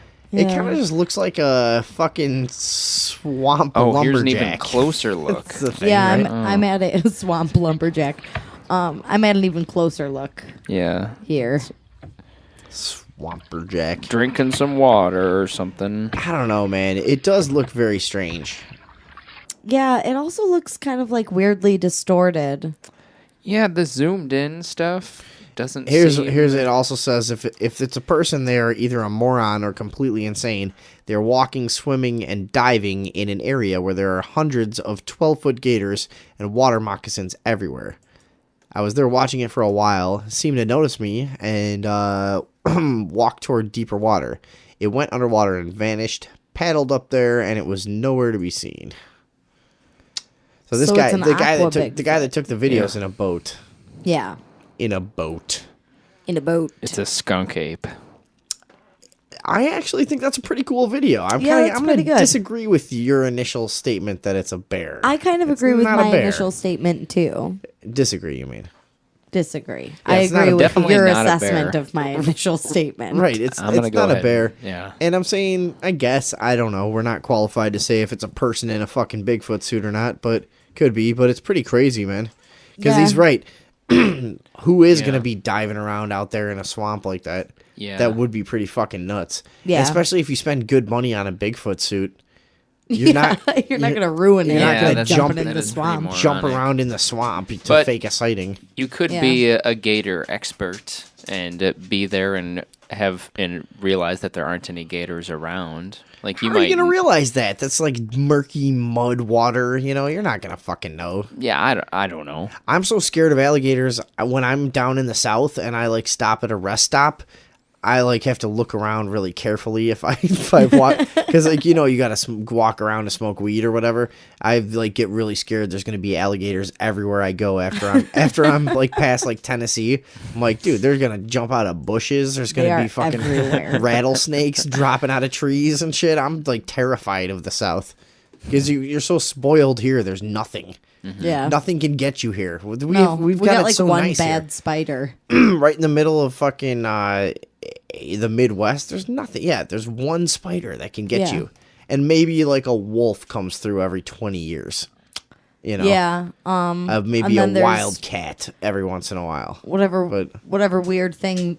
A badger, a weasel could fuck you up. Yeah, but there's not much. There's really not much. And there's probably not very many plants here that could really damage you either. No. Yeah. No. Dude, we're doomed. If anything happens, we can't and go. have But to, like, you can't go anywhere. Like, I always forget. I was in a state park in Tennessee last year, and I went running my normal way down by the river, and I didn't have anybody with me, and I just was being reckless and jumping around on all kinds of rocks until I remembered. I'm like, oh my god, dude, there's things that. There's bears, I was in the Smoky Mountains and stuff. I'm like, dude, I'm just running around by a river where there's no civilization. We were on this fucking ancient gravel road out in the middle of nowhere. There's no one ever comes out here, and we just wandered out there, and no regard because I live here because there's nothing that can get me here. Nothing to be afraid of. When I remembered, I was like, dude, there's fucking snakes. There's fucking bears. Yeah. I'm like, dude, I'm out of here. Hogs. I very quietly scrambled up back to where like the people were by the car, because I was by myself. Yeah. I'm like, dude, this is scary. I'm not in Illinois anymore. Fucking shit can get you here. Yeah. We remember we pulled over on the side of the road in Kentucky because we found an abandoned quarry and we started exploring it. And I mean, we didn't even consider the wildlife aspect of why that would be dangerous. But yeah, it's true. We were more concerned of a hobo with like a knife and, you know. Nah, you got to think about the animals. But anyways, this this Bigfoot video is pretty cool. Yeah, it's I'm definitely digging it. interesting. I'm digging it. It's definitely not a bear. Lettuce Lake. It's 100% not a bear. Totally. All right, fine. It's not a bear. Then it's definitely got like human-like movements. Yeah. Yeah, very human-like. Walking upright. But again, I'm saying the most compelling thing about it is that it would have to be one of the bravest, most reckless people ever to be like diving around that swamp like that. Yeah. Because that guy is right. I mean, you can tell from the video. They're out there somewhere. They're not. It's not just like he's jumping around in puddles. He's in the middle of the liquid. Yeah. He's in the middle of the fucking swamp. Do we think that it might be possible that they shot this somewhere more like in the Midwest or somewhere cooler where there wouldn't be those dangers and then claim they shot it somewhere where it would have been dangerous? Yeah, it's a park ranger on duty. If you go to Denver and Woods, there's a swampy area there that, you know. Yeah, there's a swamp like 100 feet. Yeah. East of my house right here. There is. Yeah. So no, but I'm not, it's not impossible, but I don't know. What does he say? He's a park ranger from this area? Yes. I mean, it would be pretty easily debunked if it was. Yeah. Yeah. If it was debunkable, and you check that shit, right? Yeah. Okay. Well, scientists found out how to unboil an egg. Yeah, they did. That's pretty weird. What's the point? Thank fucking God, dude. Yeah, I know. Well, all right. So, a couple of things here immediately come to mind. One, why? What's the big deal? And two, if you boil an egg and then unboil it, is it raw in the sense that you can't eat it safely? Or if you boil an egg and unboil it, did you take care of all the fucking bacteria? Because like when you unboil an egg, you don't put back the bacteria. So if you know what I'm saying? Right. So can you eat the raw egg now totally safely after it's been unboiled? What's going on with this suppose you fucking could. egg? I What's suppose- up with this fucking egg?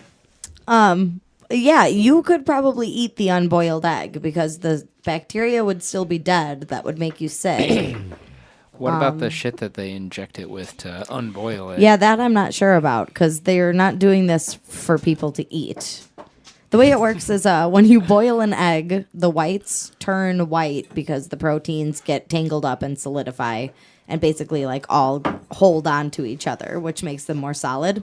And what this thing does that they inject it with, it's a chemical that they inject it with, and it untangles the proteins. So it turns them back into a liquid and makes them more neat and orderly. But it's not really for eating, I don't think. No, it's just why. Just what's the It's, what is this technique gonna do for us? Like it's just to be able to do it. I guess I understand. Also, it's that kind of they're able to. They need neat untangled proteins to do a lot of experiments because they need to be able to control, even minor factors like that. So any technique they have now to untangle proteins either take a really long time or aren't super effective. So this works really quickly and works really, really well. Okay. Interesting. So they can now they can perform experiments much more quickly and more accurately because they know their proteins will be untangled. All right, cool. That's pretty cool. But yeah, I'll bet you could eat an unboiled egg. You have to be able to. Yeah. Also, this chemical means that or this method that they're using means that unboil is officially a word now. Is that true? Yeah. Because I've been dying to use it for Yeah. years. It's kind of weird. I've been fucking. It's been like, it's really been just. God, this dog is annoying. Not what they're I know doing, he was though. calm for a while. It's really been just begging to be let into the lexicon Yeah. of scientists everywhere. Sorry, go ahead. I'm distracted by the dog. Yeah, sorry, me too. But they're not really unboiling the egg.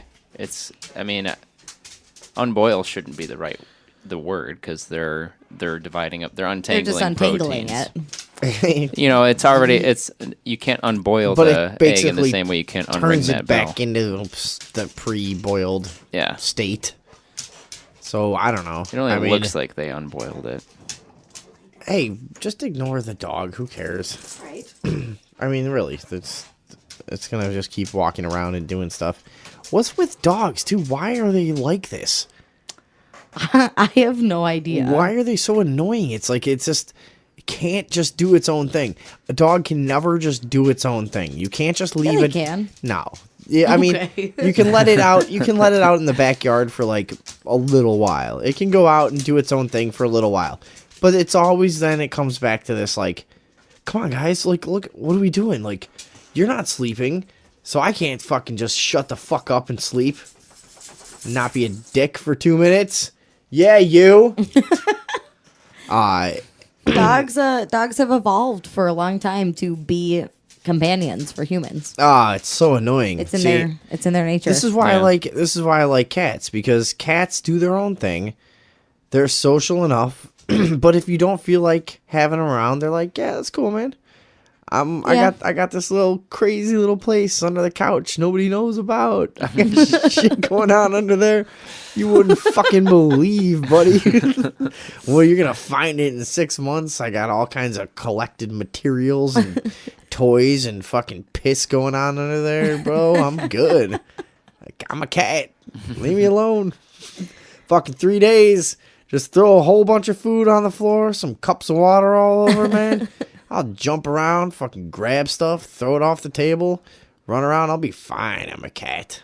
Yeah. Cats don't give a shit. No, they don't See, care. a They'll dog- take care of themselves. A dog, this thing has been running around the entire time. See, we're doing the Blizzard show tonight. We have some extenuating circumstances.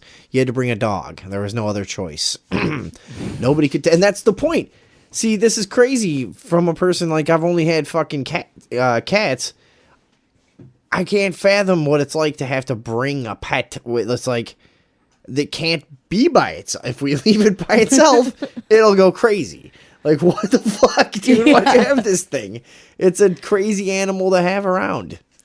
No, I don't think so.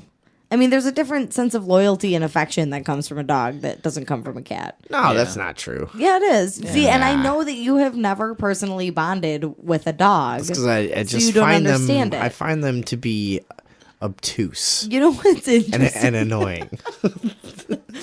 David Box and I they're clumsy animals. They are clumsy animals, but we were actually talking last night about people who don't like dogs and how it's likely that they're less evolved than people who do, because dogs and humans have been evolving side by side to be companions all over the world for thousands of years. There's something wrong with you, bro. There's something wrong with you. So you're less evolved in general? Yeah. Because you're on a lower level of evolution. That sounds like a thing that creepy pet people say. It's like that just have too much fucking exposure to pets over their life, which you guys both are creepy pet people. Yeah. You are. No, cats, see, cats are the perfect level of like, they will lay with you comfortably for 9 hours without moving. And they will be like this source of warmth and affection for as long as you want. And then you get up and they'll be like, cool, man, I'm gonna go about my business. I've got this fucking piece of plastic in the corner that I've been thinking about lately. I'm gonna bat that around a while, and I'm gonna leave you alone. Like, cats just do their, they just do their own thing, and they come around for the loving. You get the best of both worlds. Yeah. But dogs are a pile of shit. I think. This dog, I don't know. He's been walking around all fucking night annoying us. Well, he's in a weird place. Yeah, Yeah, but see, that's the thing. Like, if you brought a cat to a weird place, they'd be like, okay, I'm going to chill out. Not every cat, but a lot of cats. They would hide. Not my cats. See, you got to have good cats, and you got to raise them right. You can't fucking fuck around, and if you pay attention to your pets, they'll be fine. But, a cat would just be checking out the environment, creeping around, doing that weird, like, low walk. Yeah. Being all stupid. But this dog is just panting louder than we're talking. Walking around, his stupid nails are clicking on the floor. Every time it fucking does anything, staring out the window. You guys can't hear it on the mic, but every 2 minutes there's just the he's like having a good boy. He's like just having a really drunk friend. It's just a fucking loud asshole just walking back and forth that can't stand that we're not paying attention to him. It's like almost every person that's like ever you're jealous. It's like almost like every person that's ever come to hang out during the talk show. Actually, yeah, it's like almost the same thing. Actually, as having the fucking dog here. Well, there you go. I don't know, dude. I don't understand the dog thing. I mean, whatever. A lot of people like the fucking dogs. Dogs are great, sure, but not for me. Can't fucking do it. Too annoying. Oh, that's all you got. You guys know it's true too. No, well, it's just different than having a cat. It's more work and it's more rewarding when you have a good dog. What's so rewarding, dude? Is it like going to walk all over you with its horrible feet? Fucking walks on your lap. It weighs like 100 pounds, and it concentrates it all on half an inch of bone that it drives into your thigh. Lick your face with a disgusting mouth. I was out in the rain for 10 seconds, so I smell bad for 3 weeks. I'm a dog. Arf, arf, arf. Let me jump up on your bed, and I'm so heavy it actually changes the angle you sleep on. I'm a dog. You have to attach. Aren't they great? You have to attach harnesses with me, or I'll maul someone when we're out in the neighborhood together. I don't want anyone coming near you. You're my possession. I'm a dog. Yeah, it's cute. Yeah, dude, it's awful. They're shitty. They suck. Their fucking fur is never right. You want to pet, like, all right, here's animals you can pet. You could pet a duck even better than a dog. Yes, you could. A duck is like soft and passive. You pet a dog, it starts fucking. Duck is passive. Sure. All right. You pet duck, yeah, and you pet a dog, it just starts fucking shaking its tail and ass around like really fast, moving its head back and forth a whole bunch. Its fur is all like it separates weird. It's not like soft fur that you can really put your hand on. It's like waterproof. Yeah, it's like petting a polar bear. It's Yeah. like this fucking ugh. And then it leaves like every dog in the world leaves like a fucking oil on your hand Yeah, because slightly. they're waterproof. They're gross. It's a shit animal. No. Yeah. You should trade it in. No. Get a real pet, like a It's duck. not even my dog. You should trade it in for a duck. No. Yeah. Oh. Uh-oh. Now Hey, he's getting shut mad. up! I can say whatever I want. It's my fucking show, asshole. Oh, buddy. Now he's just wagging his tail. All right, what else are we doing here? Is that it for dogs? We have here's Why? Do you want me to keep No, going? no, I can here's- keep going for a long I time. know. I don't want you care. to keep going. I want to Yeah. talk about this other pet that you might like better than a dog, which is a living rock. Yeah, that's better than a dog. Yeah, do you think so? Yeah. You don't think it's creepier than a Wait, dog? what about the Yellowstone? Because we don't have much time left. All right, Okay. let's do the fucking living rock and the Yellowstone thing. Go ahead. Okay. Well, this is just a fucking freaky ass thing that looks like a rock, but when you cut it open, it's actually an animal, and they are ocean animals. They live in right off the coast of Chile and Peru, and they. So these are something that's known already.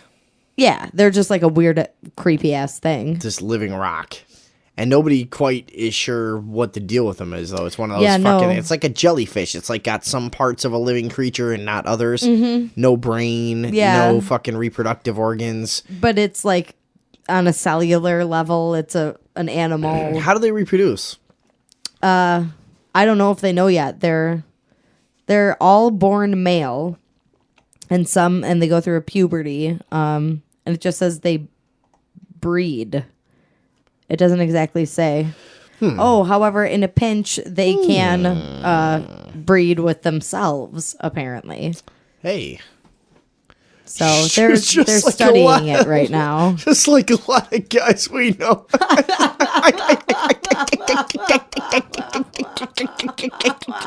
Masturbation. They're checking off their penises.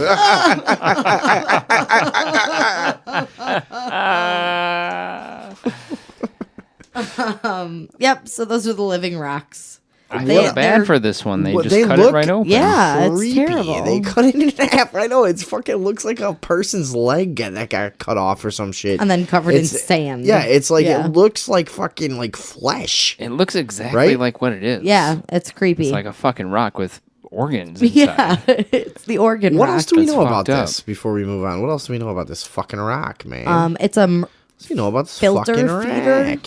so it basically just eats. Ew, dude, sea it gunk. is. It's like you cut someone's skull in half. It's fucking gross. It's terrible. This poor fucking thing. Do you think that it felt that? I kind of think so. Seems like it might be a thing. Yeah. It looks like a creature that just collects that sediment around it as Yeah. protection. Yeah. So it's Yeah. not like it's. Except if you look, it So has it is it a- like it- in between its little flesh pockets here too. Yeah. It's I not would like think that this thing experienced immense pain as it was cut in half. Actually, the way that it looks, it's exposed like pink meat. yeah. You know, it doesn't look fucking like a plant. It looks like an animal they just cut in half and just. Yeah. Yeah. Let's look at this thing. Oh, I see. That's the thing about science. Could never do. Just like, here's this fish. We need to know what's in it. Slice. It's just like, all right. Well, there goes that thing. Leaving. Like, That's like, remember when they found the world's oldest organism, and while they were trying to study it, they killed it. Great. Yeah. this rock is definitely got some muscle going on. It's got some fucking flesh in there, They dude. claim it doesn't have any sensory organs, which would imply that it couldn't feel pain. Just like they tell you when you're a kid that the fish has no feeling, and the well, worm. fish Hey, have brains, though. This thing doesn't have a brain. when I was a kid, they would tell us, "Put the worm on the hook, sonny boy. It ain't got no feelings." And then you'd put the worm on the hook, and it would so clearly react to being put on. Like, a worm is the worst. You stab it, and it's like, "Ow! like that's like literally, what a dude. world. It starts twisting, Yeah. and it does this most dramatic death fucking dance of like any animal of all time. Yeah. And you're like a kid, you're like, Dad, I don't want to bait the hook. Like, come on, it doesn't feel it, and you like poke it, and it's like, oh no, oh my god, the pain! It's just like writhing and writhing, Yeah. like a worm is a brutal thing to kill. It's not like a lot of things that you just like step on and shit. A worm is like you're fucking stabbing that thing to death, man. Yeah. It's not Bad. not whatever. Not that I haven't done it and probably won't do it again, but it's it's fucking. It's not like you can really say that it doesn't feel it is the funny thing. I like that they tried to pass that off on us as kids. Like, nah, it doesn't feel it. It's just so fucking so feeling it. All right, so Rock's alive. We don't know much about it. Yeah, maybe we'll follow this a little bit. Yeah. Yeah, they're learning about it. What Now. else we got? Super volcano. What's the deal with this? Oh, it's a super volcano in Yellowstone. Super. It's super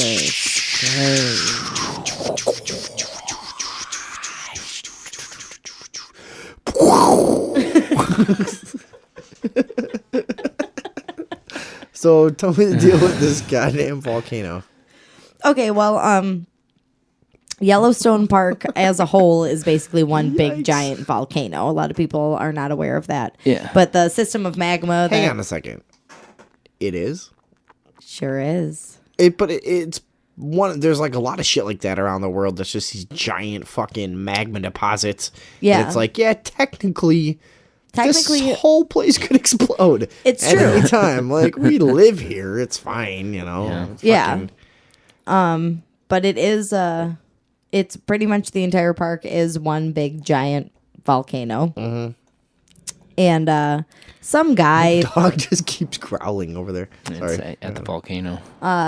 some guy said in 2002 that within 2 weeks it would erupt, which hasn't happened yet. However, scientists are kind of starting to agree that it's sending signals that it may be getting ready to erupt. A lot of people have been buzzing about this. A lot of buzz on the social networking sites about this giant volcano. What are the implications if this thing decides to blow? It will it will literally level a 1,000-mile swath surrounding the park's supervolcano epicenter. So if it has an extreme event, Did you say 1,000 mile? Yeah, 1,000-mile swath. So it would not only obviously To quote, shoot a bunch of lava everywhere, to but quote- the ash is what would screw everything up. to quote Winston in the Ghostbusters, that's a big Twinkie.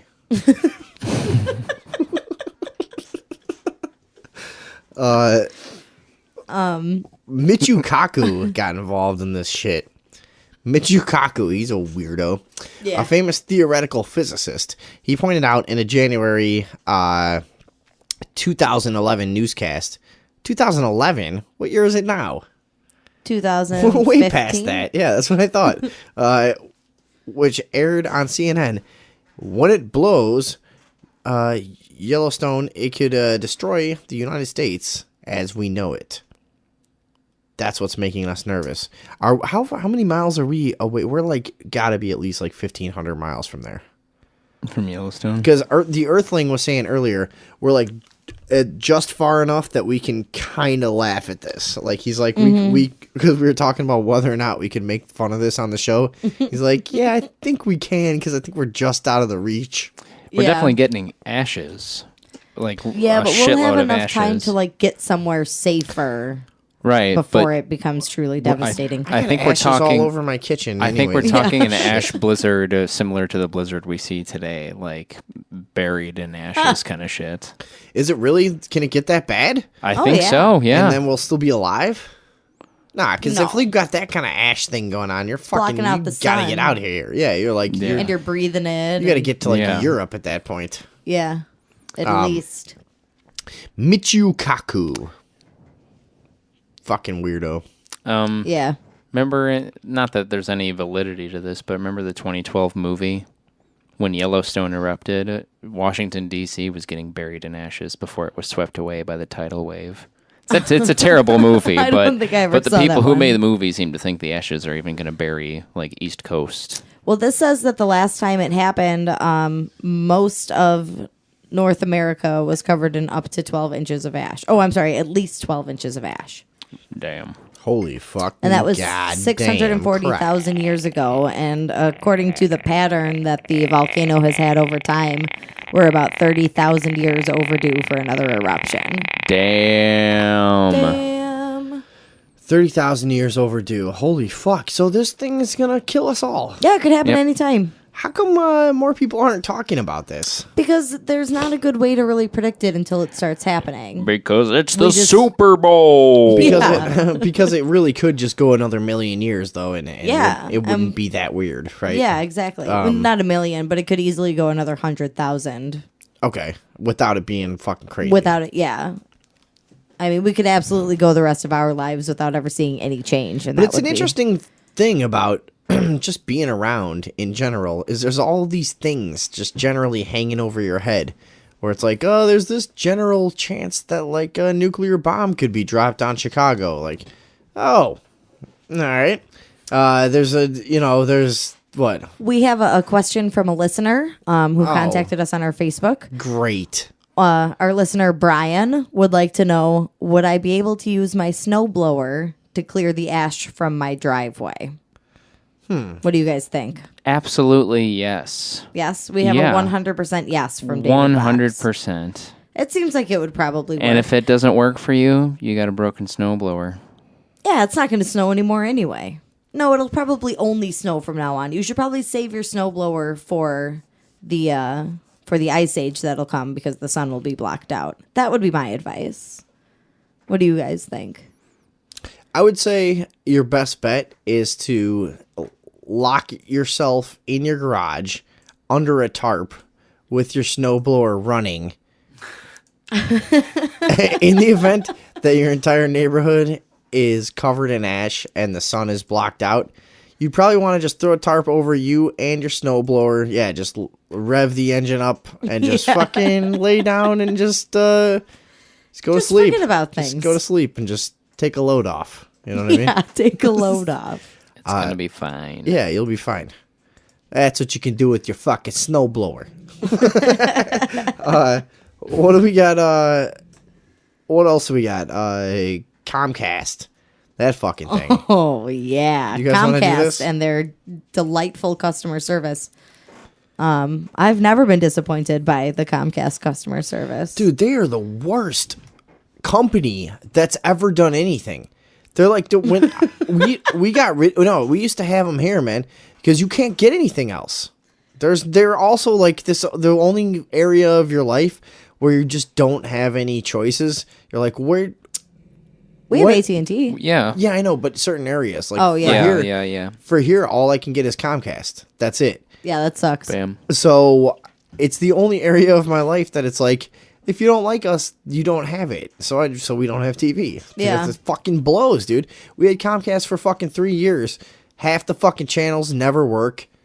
Just pixelated bullshit all the fucking time. Horrible signal. Anytime you need anything done, they take forever. They're just the worst fucking company. Yeah. The people come out, they don't speak English. They nickel and dime you. You know what I mean? Yeah. The repairmen literally don't speak English half the time when they come. And you're like, this guy's in my fucking house. I can't understand him. He can't understand me. He seems weird to me. Probably me to him as well. He probably smells like weed in here. What the fuck is going on? Anyways. Well, and not only that, they, as a company, they a few years ago they pledged to revamp their entire customer service structure, and like promised a 100% satisfaction guarantee with customer service and this and that, and it is apparently not going very well for them. They're a big fucking giant piece of shit of a company. I'm still waiting to hear back from them for something at work. From From how long? Comcast. It's been like 4 months. Oh, nice. For what? We're trying to get our call waiting or like That putting is on a still hold thing. happening? Yeah. Oh my God, that's been longer than 4 months. Yeah, it's been forever. Yeah. Yeah. Oh, they don't give a shit, dude. No. They're the only game in town. We're Comcast. So what happened with this this bullshit ass fuck ball company? Well, somebody tried to call and dial back their cable service and like change their contract and get something that was more affordable for them since they didn't want to spend a bunch of money on it. And it was the account holder's wife had called to make the changes to the bill. And apparently the next time they got a bill in the mail, instead of being addressed to Mr. Brown, it was addressed to Asshole Brown. Nice. Asshole Brown. Asshole Brown. So They went in the named him computer- Asshole Brown? Yeah. So somebody at Comcast changed his name to Asshole? Yeah, his last name really was Brown, but somebody went into the computer and changed the first name on the account to Asshole. You know, just when I thought they were the worst company out there, they pull me back in. That's fucking hilarious. Yeah. You know, What? This guy must have been an asshole for someone to actually do that because that's such a like. It's such so a bold yeah, move by it's- an employee somewhere. Like, and it's clearly wrong, and you're clearly gonna get caught, right? Like that's a guy who just doesn't give a fuck anymore, and this dude was probably a huge dick to him, and he's like, "That's it, I'm out of here." And it's also a guy that has had he's been shit on enough at this job that he just sees the opportunity, and he sees the guy's last name is Brown, and he sees that the name Asshole Brown is the funniest name that's ever been thought of, and he just has to go for it. Yeah. Especially now, look, he's probably getting talked about all over the place. You know, the fucking Asshole Brown guy. Like you could fucking like start a rap career off of that with the way that the internet works now. You know. You could like start a fucking YouTube channel off being Asshole Brown, or the guy that did Asshole Brown. I'm the Asshole Brown guy. Come check out my fucking YouTube video where I chop up the local news and make fun of it, like every idiot. Asshole Brown. Asshole Brown. The woman maintains that she was not even rude on the phone and felt like the employee was mad because she didn't accept the offer for some like discounted extended contract or something weird. Wait, he called a lady an asshole? Yeah, it was the account holder's wife who had called. So he changed the man's name on the account after she had called. So it's kind of unclear who he thought was an asshole. Oh, I see. Asshole Brown. But he got fired. They must have been being a complete dick though too. Yeah. But on the other hand, like I said, Comcast may have jerked them around so fucking much that by the time they got to this person, because like we just gave up. We tried. I'm telling you, we had Comcast, dude. Comcast is so bad. We tried over and over to tell them like, look, we'd like to have your service. It doesn't work, and you suck, and you can't fix it, and you don't give a shit. And we hate you. But we'll keep trying to have your shit here for $130 a month or some bullshit. You know what I mean? Yeah. Fucking retarded prices to have a cable running into your house. And they were so bad that even though they're the only service around, like we just had to completely get rid of them. Yeah. You're sorry. That's it. That's We're done. the end. Yeah. Yeah, they're so fucking shitty. All right, well, you guys gotta get out of here. Yeah, I think it's getting to be about that time. Did it stop snowing ever? Nobody knows. Looks like it let up a lot. It's still like flurrying around though. Dude, this is a bad blizzard. It's an actual blizzard. It's a legitimate Today, blizzard. February 1st, 2015. So we got stuff that we didn't get to, but I guess that'll have to go to an overdrive show with me and the Earthling. Yeah, that'll be good. Don't forget to claim your money from the art furniture dudes, the art van furniture guys. Yeah. They if you bought some furniture back in, you're entitled to part of that $2.4 million. $2.4 million of furniture refunds. furniture company is going out of business there. Everybody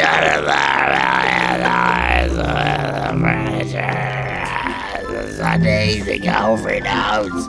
Thank you very much for tuning in. I had a great time with you guys tonight. Oh, yeah. This was the coziest episode yet. Thanks to David Box. Yeah, we had Coco tonight. We didn't even tell Yeah, him. we didn't even talk about it. We're in Hot a blizzard, chocolate. having Coco, doing a talk show. There's a dog. There's a We're all fucking dog. bundled up. And here's another thing.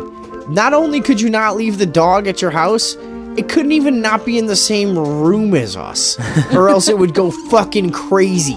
And this is good to you. This is a good animal to you. Yeah. It's like a fucking. You have by cats the here. way, You want to leave him it's alone like with the cats? it's like a half the size of a horse. This thing is fucking huge.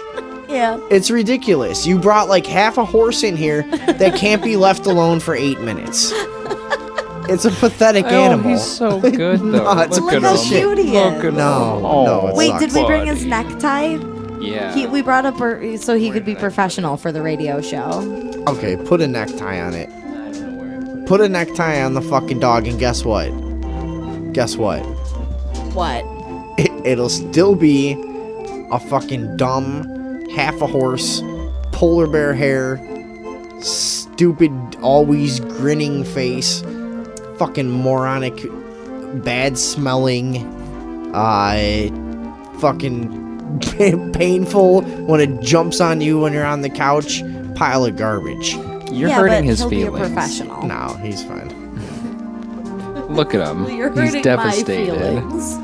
Nah, dude, they're just no good. They're just really no good. And look at how big its teeth are.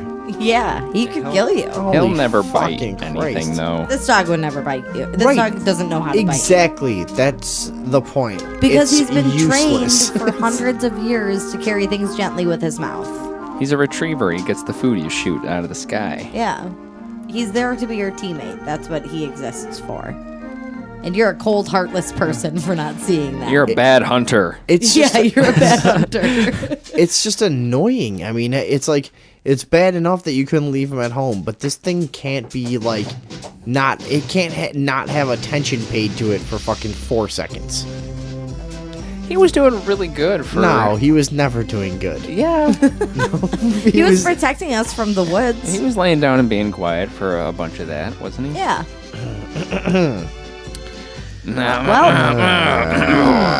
This has been the Sunday Evening Overdose, February 1st, 2015.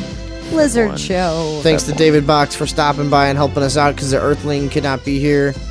Andrea, thanks for making the trip. Oh, yeah. And being a loyal member of the show. To the Earthling, you're a piece of shit. We'll see you next week. Oh, we'll see you all Thursday. Good night. Thursday.